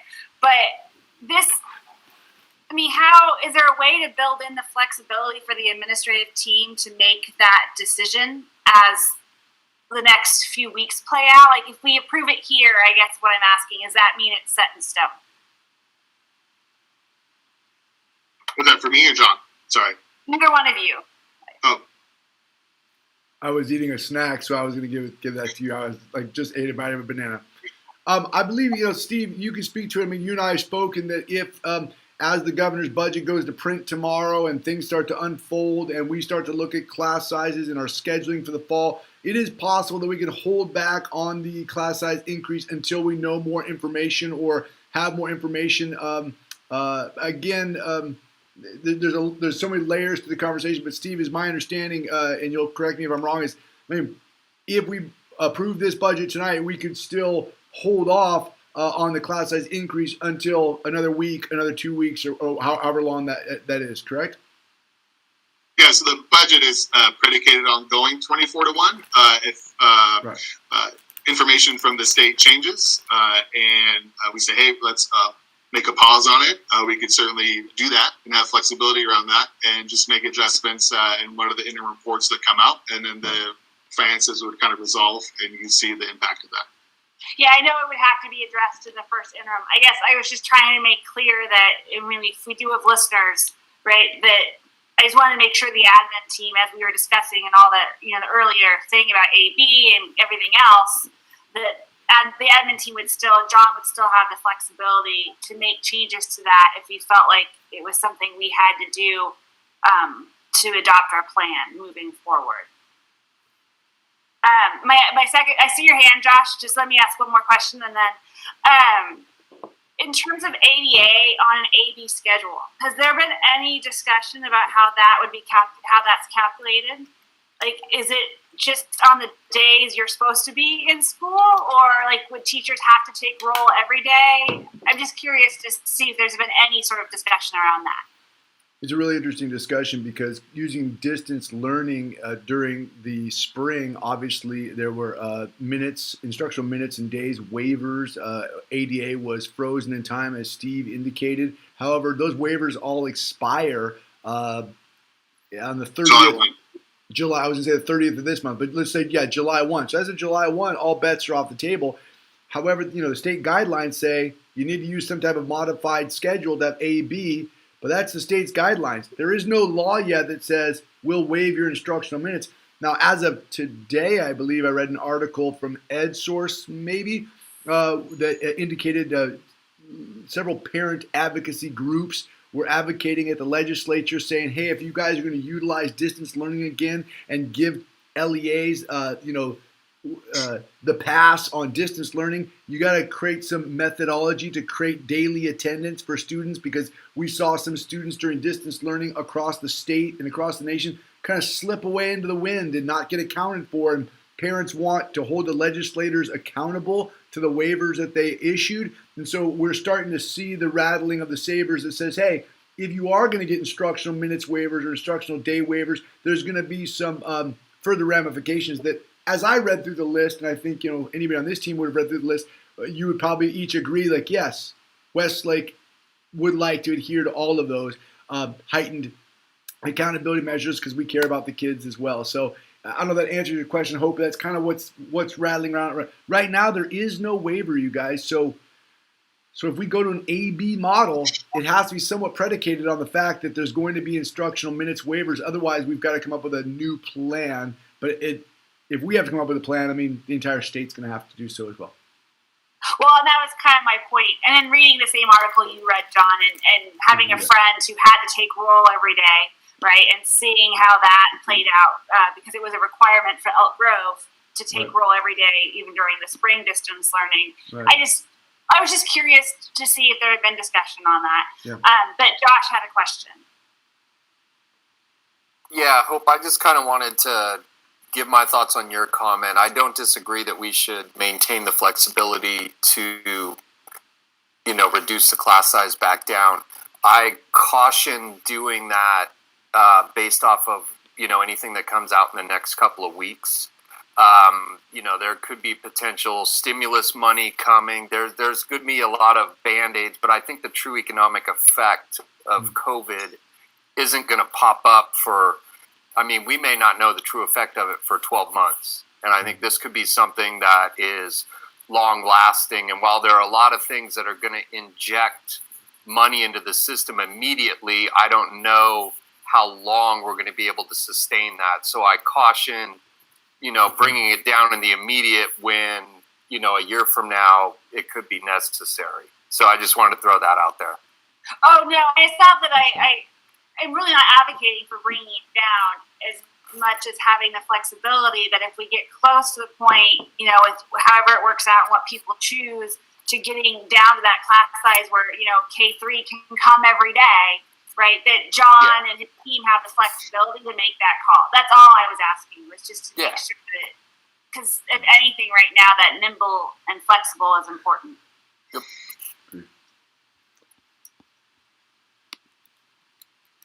All right, so just jumping back to this real quick then. So here, again, you can kind of look at this in conjunction with what was in the board brief. So you have our LCFF funding, education protected accounts, revenue that comes in for special education, the other pockets as well. So overall, into next year, at this moment at least, looking at about revenues of just over $9.5 million. So looking at the expenditure side of the house, so this budget does include the TRA recommendations reviewed by the board last month. Those include not staffing some positions that we were going to open up. Recall last month we talked about having maybe a teacher on special assignment, a TOSA position for MTSS. So that's a position that we did not float. It also includes the not backfilling of some other positions. So we know that in this year, at least, Ms. Caillou is the Director of Curriculum Instruction. She's stepping over to be our principal next year. So we're not filling the Director of Curriculum Instruction position. And then other reductions that we've made to substitutes, travel, PD, some vendor costs as well. So all the items that we talked about last month in that TRA category are in this budget as well. On the EPA side, you can see how we are going to spend those funds. Again, really targeted towards certificated staff in terms of salary and benefits. And then on, there you go. On field lessons, so we did reduce field lessons quite a bit because our field lessons, of course, we all line up in the morning, we get on a bus, the bus takes us to somewhere, we crowd together, we have a lot of fun, we learn a lot, they get back on the bus and come back to campus. It's going to look a little bit different next year, although we are holding aside a little bit of funds per grade level, about $2,000 each per grade level. So if there's something on site that can be done, it's still an option for those grade levels to do. But again, we're using unrestricted dollars for those. And then Ms. Caillou, as she stepped out of her position this year, she built great resources together, which again also in the board packet, on ensuring that we have the curriculum set up for next year. And actually, we were talking today about some training that is going to come early next month for the phonics program that's going to get adopted. And exciting, of course, is really year zero of the high school. So we have some payroll and benefit costs in there, as well as some non-payroll expenditures. So when you think about launching a high school just a little more than a year from now, will be needed to buy curriculum, technology, furniture, maybe some marketing to go along with that. So some costs are built into the budget for that as well. So this is always an interesting slide to see because it's really, well, where do the funds go, right, altogether? So you can see the majority really goes towards salaries and benefits, about 77%. Then we have a little bit towards books and supplies, and then services is sitting in there too. And services is a big slice. And what does that all mean? Those are things from our auditors and legal costs to some of the services we use for special education, to law and order, who comes here to clean it, who's on the campus every night. So that's a services bucket sitting right there. And of course, the little old capital outlay sitting up there that equates to 0.0% of the budget. You mean my favorite slice, Steve? Your that is my favorite slice. It makes me smile. There you go. So altogether, you can see line by line really where the funds are going, again, between payroll, benefits, book supplies, and other things. So total expenditures anticipated for next year are about $9.9 million. And then So combined, if you take a look at total revenue at about 9.5 and anticipated expenses at about 9.9, you can see there's a net deficit next year of about $390,000. Again, the revenue numbers are very fluid right now. We know there's not a lot of agreement down at the state level on exactly what revenue is going to look like this coming year. But again, this is what the projection looks like at the moment. It's also important to note that there are things in the budget like the PPP loan, that if we get that waived, that will bring down the negative balance a little bit. If we get some funds from the Quill and Hastings grants, that may bring it down a little bit further. If Silicon Schools comes through, that may bring it down a little bit further as well. So there's some other options sitting in there that, again, may make it look more positive. But again, on the large revenue side, to I think Josh's point a little bit earlier, things are still quite shaky out there. So with that said, although we are projecting a negative budget year, we are still projecting positive cash for the foreseeable future, and you can see that in the cash flow slides within the budget itself. And then it's always important to note to try and create some common language to our local education partners, particularly Natomas Unified, in that if we were to have to seek certification for the budget, it would still receive a positive certification because we're able to meet our obligations for the current year and the following 2 years as well. So that's the last slide of the show.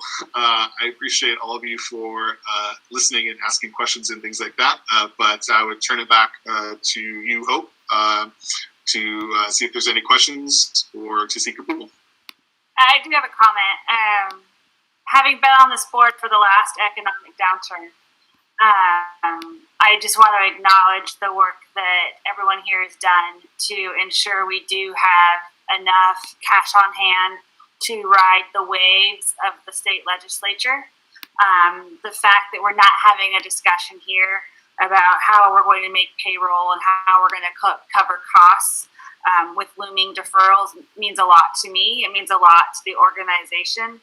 And so I just want to take a moment to say that out loud and to just acknowledge that work and to thank you, Steve, for all the effort you've put into this budget. Staying flexible, which I know from an accounting standpoint is probably a nightmare inducer for you.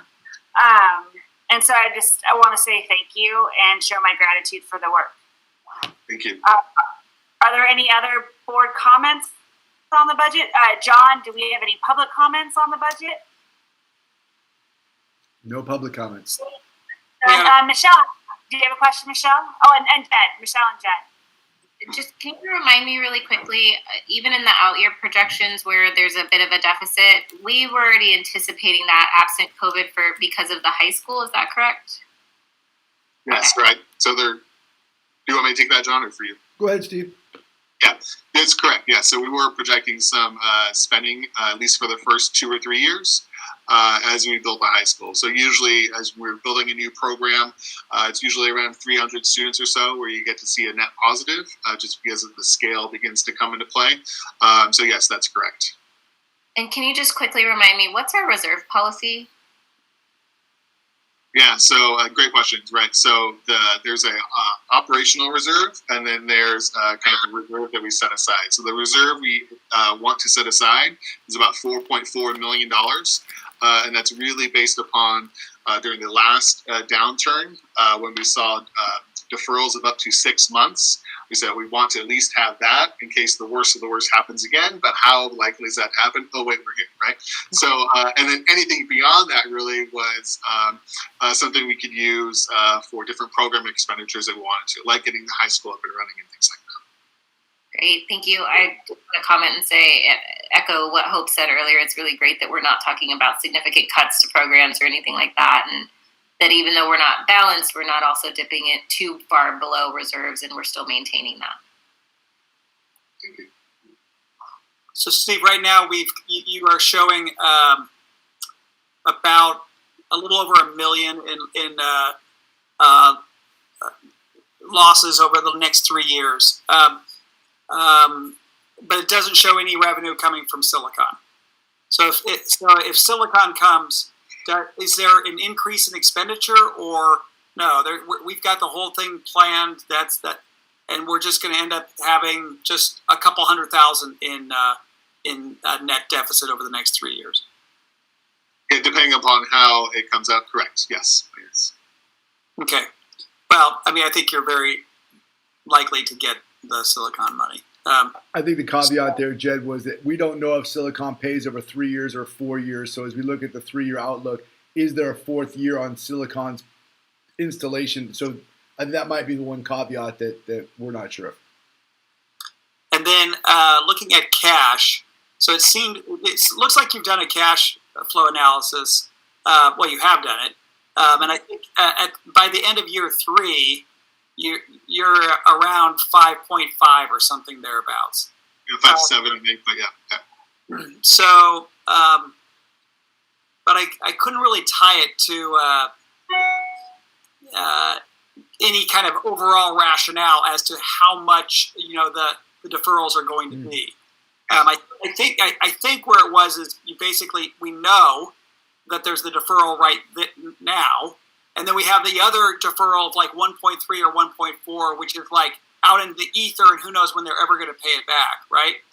Is that all you cooked in, or do you presume that there are going to be worse deferrals on top of those pieces that are in the 5.7 number, or how did you estimate what future deferrals are going to be?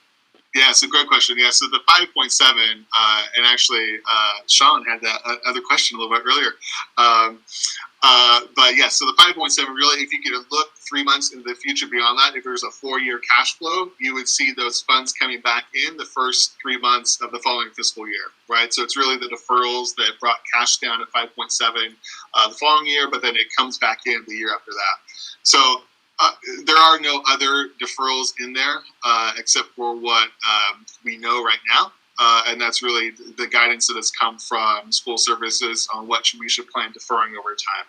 I mean, they're planned for each year for the next 3 years. So if things improve and the deferrals go away, then cash flows would obviously adjust and we make those corrections. Okay. All right. Well, that's the biggest thing as far as I can tell is looking at cash. And I mean, and to Josh's point, this thing's going to look a lot worse, and we need to just keep looking at that. Thank goodness we've built this thing as much as we can. But haven't you also been expecting that if something around facility became an option, that we're thinking about going into the reserve to do whatever that is, whether it's to acquire a piece of land, do some down payment on some kind of leaseback, whatever it may be. What's your latest thinking about use of cash as it would relate to a high school facility? Yeah, so I mean, that's a great question, right? And I guess my current thought is that someday this will be over, right? The market was kind of taking a look at it previously and going, hey, things are getting better. We assume that in the next 12 to 18 months that the virus will resolve maybe through a vaccine or something else.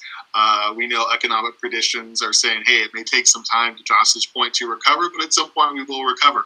And keeping kind of that spark of Westlake together and knowing that we've done quite a bit of work already in talking with builders, talking with landlords, and doing these things. If we did need to make a thoughtful financial move to either acquire or build or some other method of getting a high school facility in place. So, I mean, it's certainly something that would come back to the board, but I think we would have some flexibility to do something around that. Well, what I would request of you for our next time we really look at this is really let's go back and look at what were the deferrals in the last one. We've said, hey, what was the worst it ever got to? Okay, that gave us an aggregate number. When we got around the 4.5 to 5 million that we needed. But I've not seen it broken down really by month. So, I mean, I don't want you to spend 8 hours on this thing, but I think it's probably worth a couple hour scenario. Let's just say, okay, and now we see what is the real cushion that we have. Is it Is it 2? Is it 2.5? Is it that would be, because then you start thinking about, oh, you want to do down payment or you want to do whatever. Now we have additional lens into whether or not that's a wise thing to do or not. Okay. I'm finished.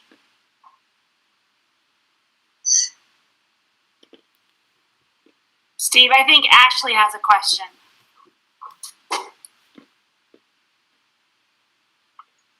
My microphone was not cooperating. It's funny because I did earlier, and then my son's trying to talk to me, so I was telling him to wait, but that was well timed. I just had two thoughts that keep rattling in my brain, and John, you alluded to the thought, so now it's back up there. Is just what was your guys' thinking around, because I know you are so thoughtful in all layers, around how you budgeted for substitute. You said, I become symptomatic. I just know how our teachers are so committed that the second I feel like I can live, I'll come to school. But in the new world of COVID-19, you're not going to let me in that door for probably 3 more days. And so I think about our sub need in the past and our sub need now, and just wonder about the substitute and that added cleaning cost, all the new rules around cleaning and how that went into the budget. Did we up those a lot, or? Yeah, just to kind of speak to the substitute cost. Oh, Steve, are you going? So I'm sorry.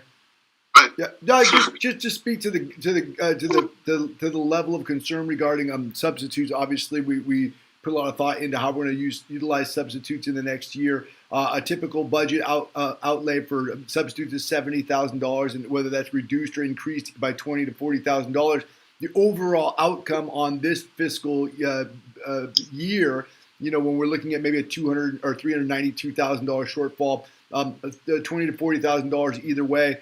What we're never going to do is end up in a day where we don't have a certificated personnel in that classroom. So we do put a lot of thinking and modeling into how it works out, who's available to staff classrooms. The bigger concerns around substitutes for us seems to be like making sure that we have an adequate number of substitutes in our substitute pool, who then are they going to other schools, and are they cross-contaminating? So there is this real concern there. So from a financial impact, I think it's well situated. It's all the other protocol concerns that really Nancy's being attacked by a dog. I'm sorry, Ashley. What was the second part of that question? It was substitutes and just the cleaning. All these added layers of cleaning. Yes. Well, because we use Clean It services, right? Luckily, we have a fantastic team that we're working with, and we've modeled out what the year looks like. And there are everything with our vendor in that particular area is based on a by minute, by hour need, right? So it may be that we don't, do as much trash services, taking out the trash as we do. Like, we got to spend those 15 minutes really wiping down and sterilizing. So we've done some modeling with the vendor to really make sure that we have the adequate supplies to clean in the appropriate manner, but then we can allocate minutes. One of the things, for example, is the Clean It team, as part of their daily use of time, they go out in the parking lot and pick up the cones. Well, that takes a lot of time. If we can capture that time back by having someone else pick up the cones, then we can use that time toward cleaning, and in this case, time literally is money. So those are some of the modelings that went into those decision making. The one other thing, just on Clean It real quick, and they are fantastic partners, is they did a lot of work in the cafeteria. So they were our day porters in the cafeteria. So as students are transitioning in and out, they were in there hustling and cleaning and doing it. And that is going to change for next year. So those are resources and time and things like that. We can think about how do we shift it? What does that look like? Yeah, great point. Forgot about that.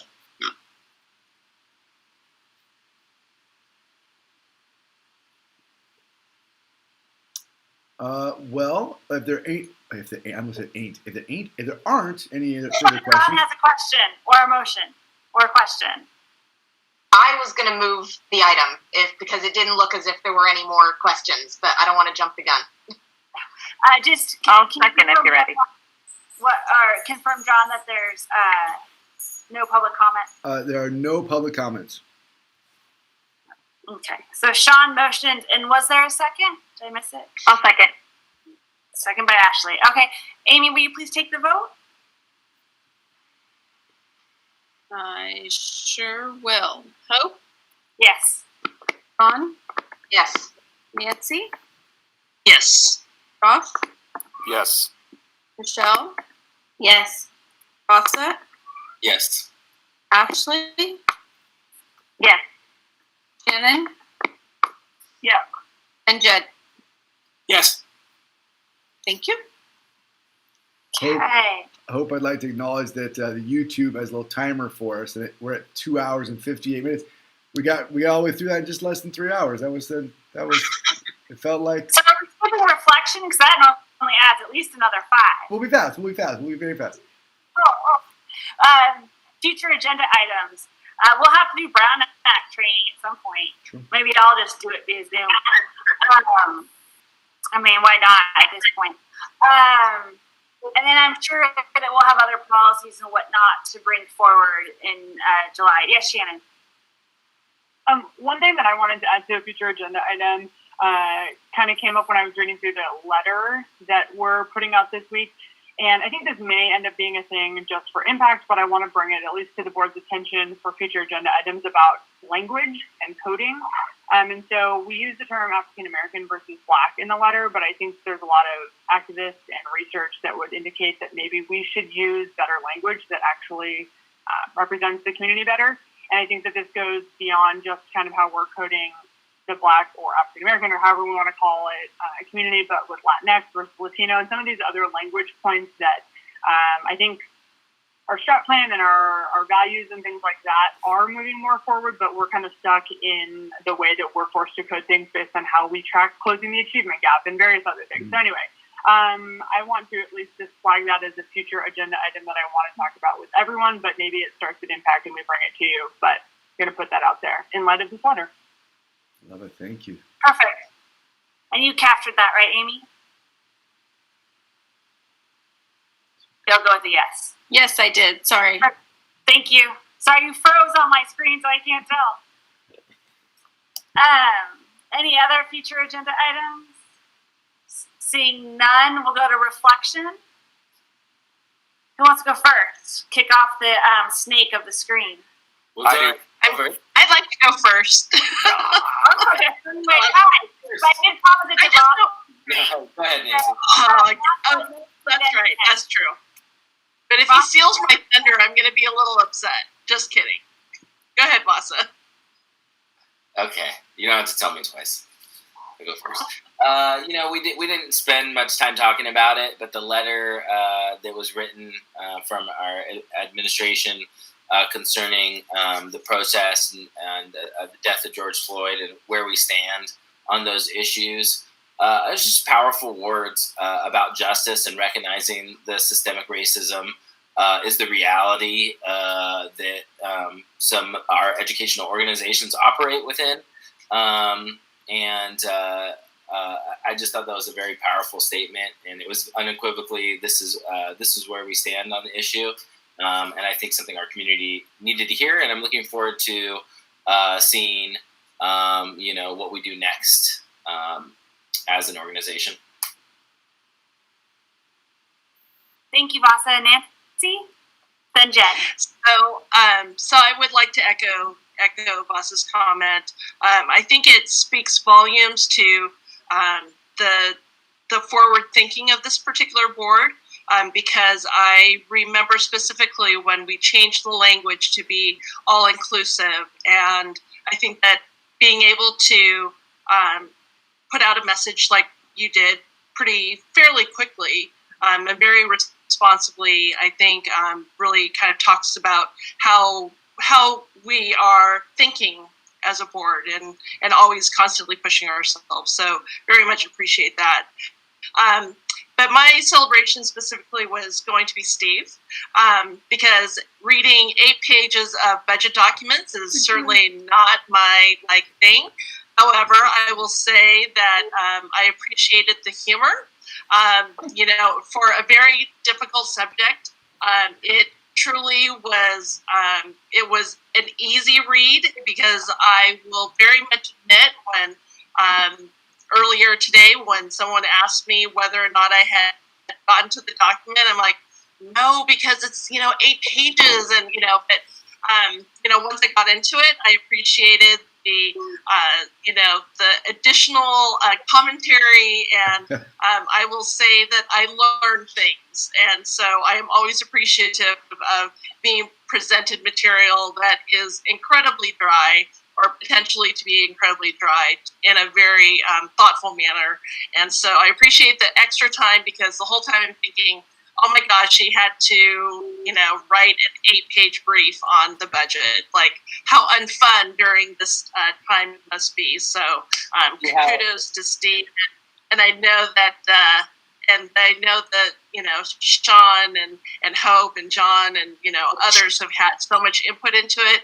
But like I said, I very much appreciate the little bit of, oh yeah, June 15th. Oh, yeah, they're all, interesting that they're all going to pass it without having real data. So, and consensus, because a few years ago that would not absolutely been the case, and all those things. So so appreciate that, and so thank you to the team for the tough work that you've had to do.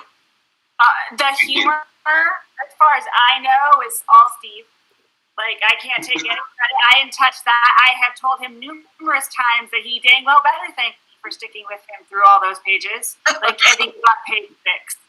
I think I cut 3 jokes. Kudos to Steve, and kudos to Heather for letting him, work on this, because I'm sure that it was not just during office hours. Thank you. Thank you. I don't trust him to do it. Jed, and then Michelle. Let's see.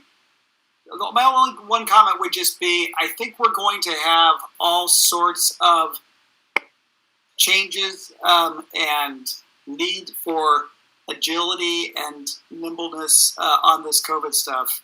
And our discussion on this tonight, I'm not sure what you guys got from the board on this. And I don't think I helped you guys much either. So I just ask you guys, when it could very well be it's just changing so rapidly, and we just want to have a conversation so we can all be aware of just the craziness, and you're dealing with agencies that are putting out inconsistent messages, and makes it really hard to make decisions, that kind of stuff. But I guess my sense is we're going to be having a lot of really tough judgment calls like this to be made, and generally I think this board really trusts you guys to make the right decisions. And the few things that are really foundational, wait a second, we're thinking about doing this versus that, bumping up against our values. Well, really focus us on those really difficult decisions. Otherwise, you got to know, you got huge goodwill, huge trust, and, we're going to just let you make really good decisions in all of those areas.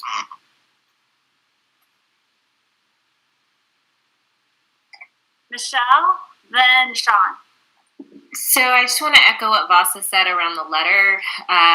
This is a really tough time for the community at large, and even for some of our families and loved ones and everything. And I want to not just celebrate the letter and reflect on that, but I also want to reflect on the particular language that spoke to self-reflection for Westlake as an organization, and for the betterment of our students, and for what it means to them. And I don't know that a lot of times, when these statements are being put out, that there is a real sincere need to have that self-reflection. And so for that to be included in the letter is really great. And I look forward to the actions that will follow as a result. So thank you.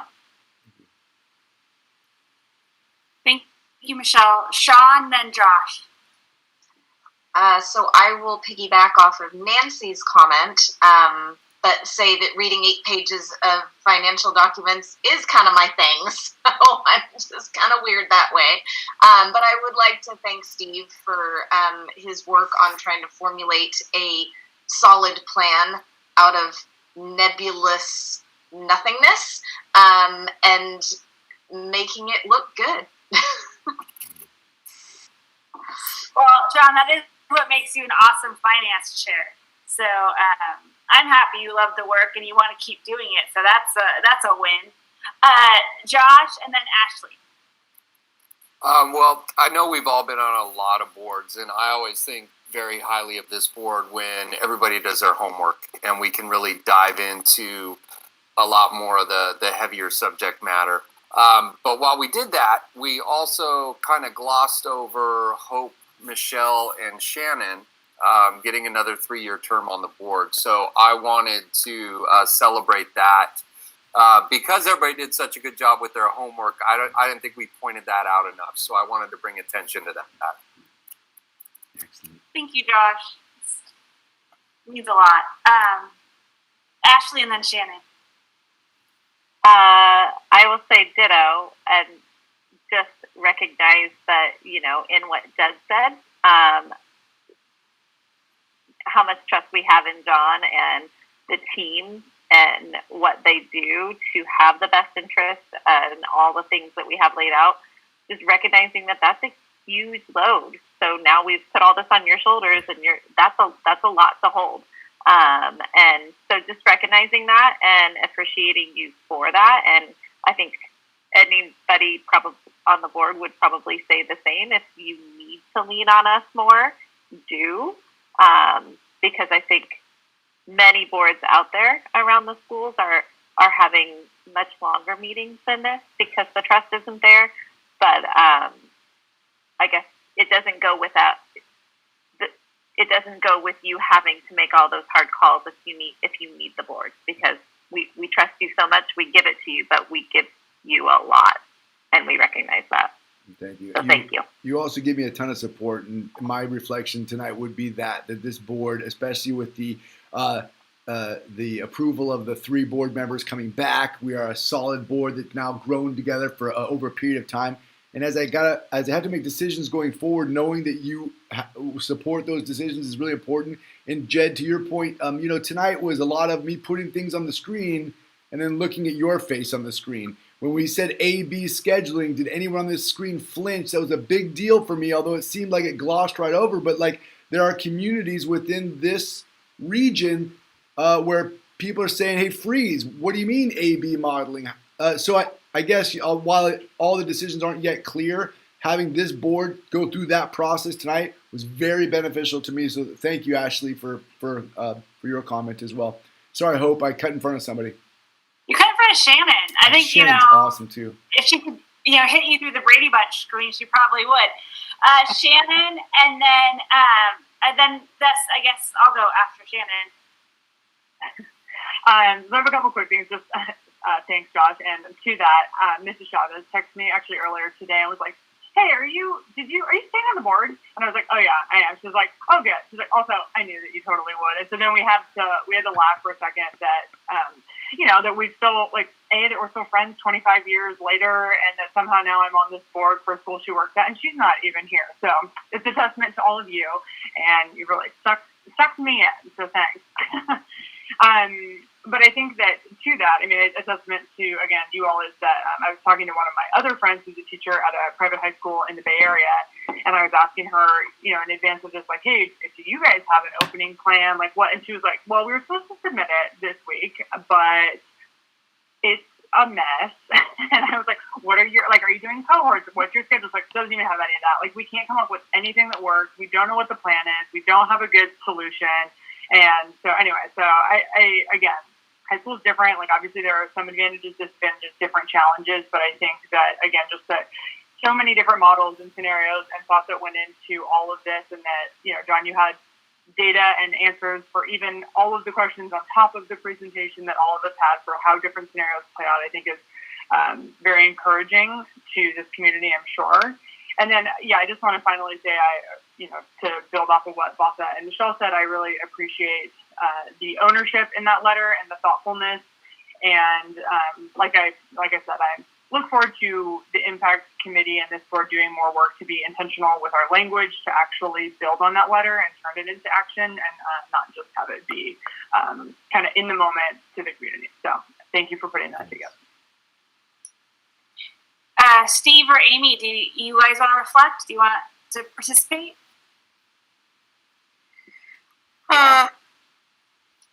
Thank you all for always having our backs. That's what I will say. Again, dropping that nugget. Boom. You're an excellent nugget dropper.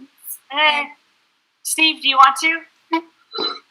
I would just celebrate staff and the staff that have been working around campus this week and really doing a lot of prep work for the presentation tonight. And again, it's a shout out to Melissa Grunholtz, Joe Ashman, Jen Holbrook behind the scene doing a lot of work and getting together what was 2 slides, but a ton of detail behind it. So just the staff that have been working over these past couple of weeks so hard.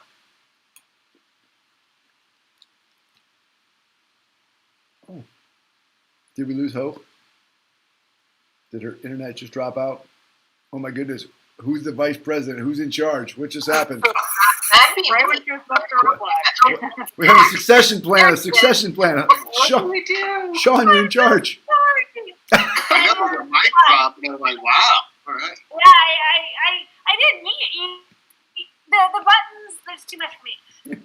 So I'm looking forward to going back to in-person meetings, though it was pointed out to me today that the governor's executive order lasts for as long as there is a state or local order that indicates shelter in place in any capacity. So I have a sneaky suspicion we'll be doing this a long time.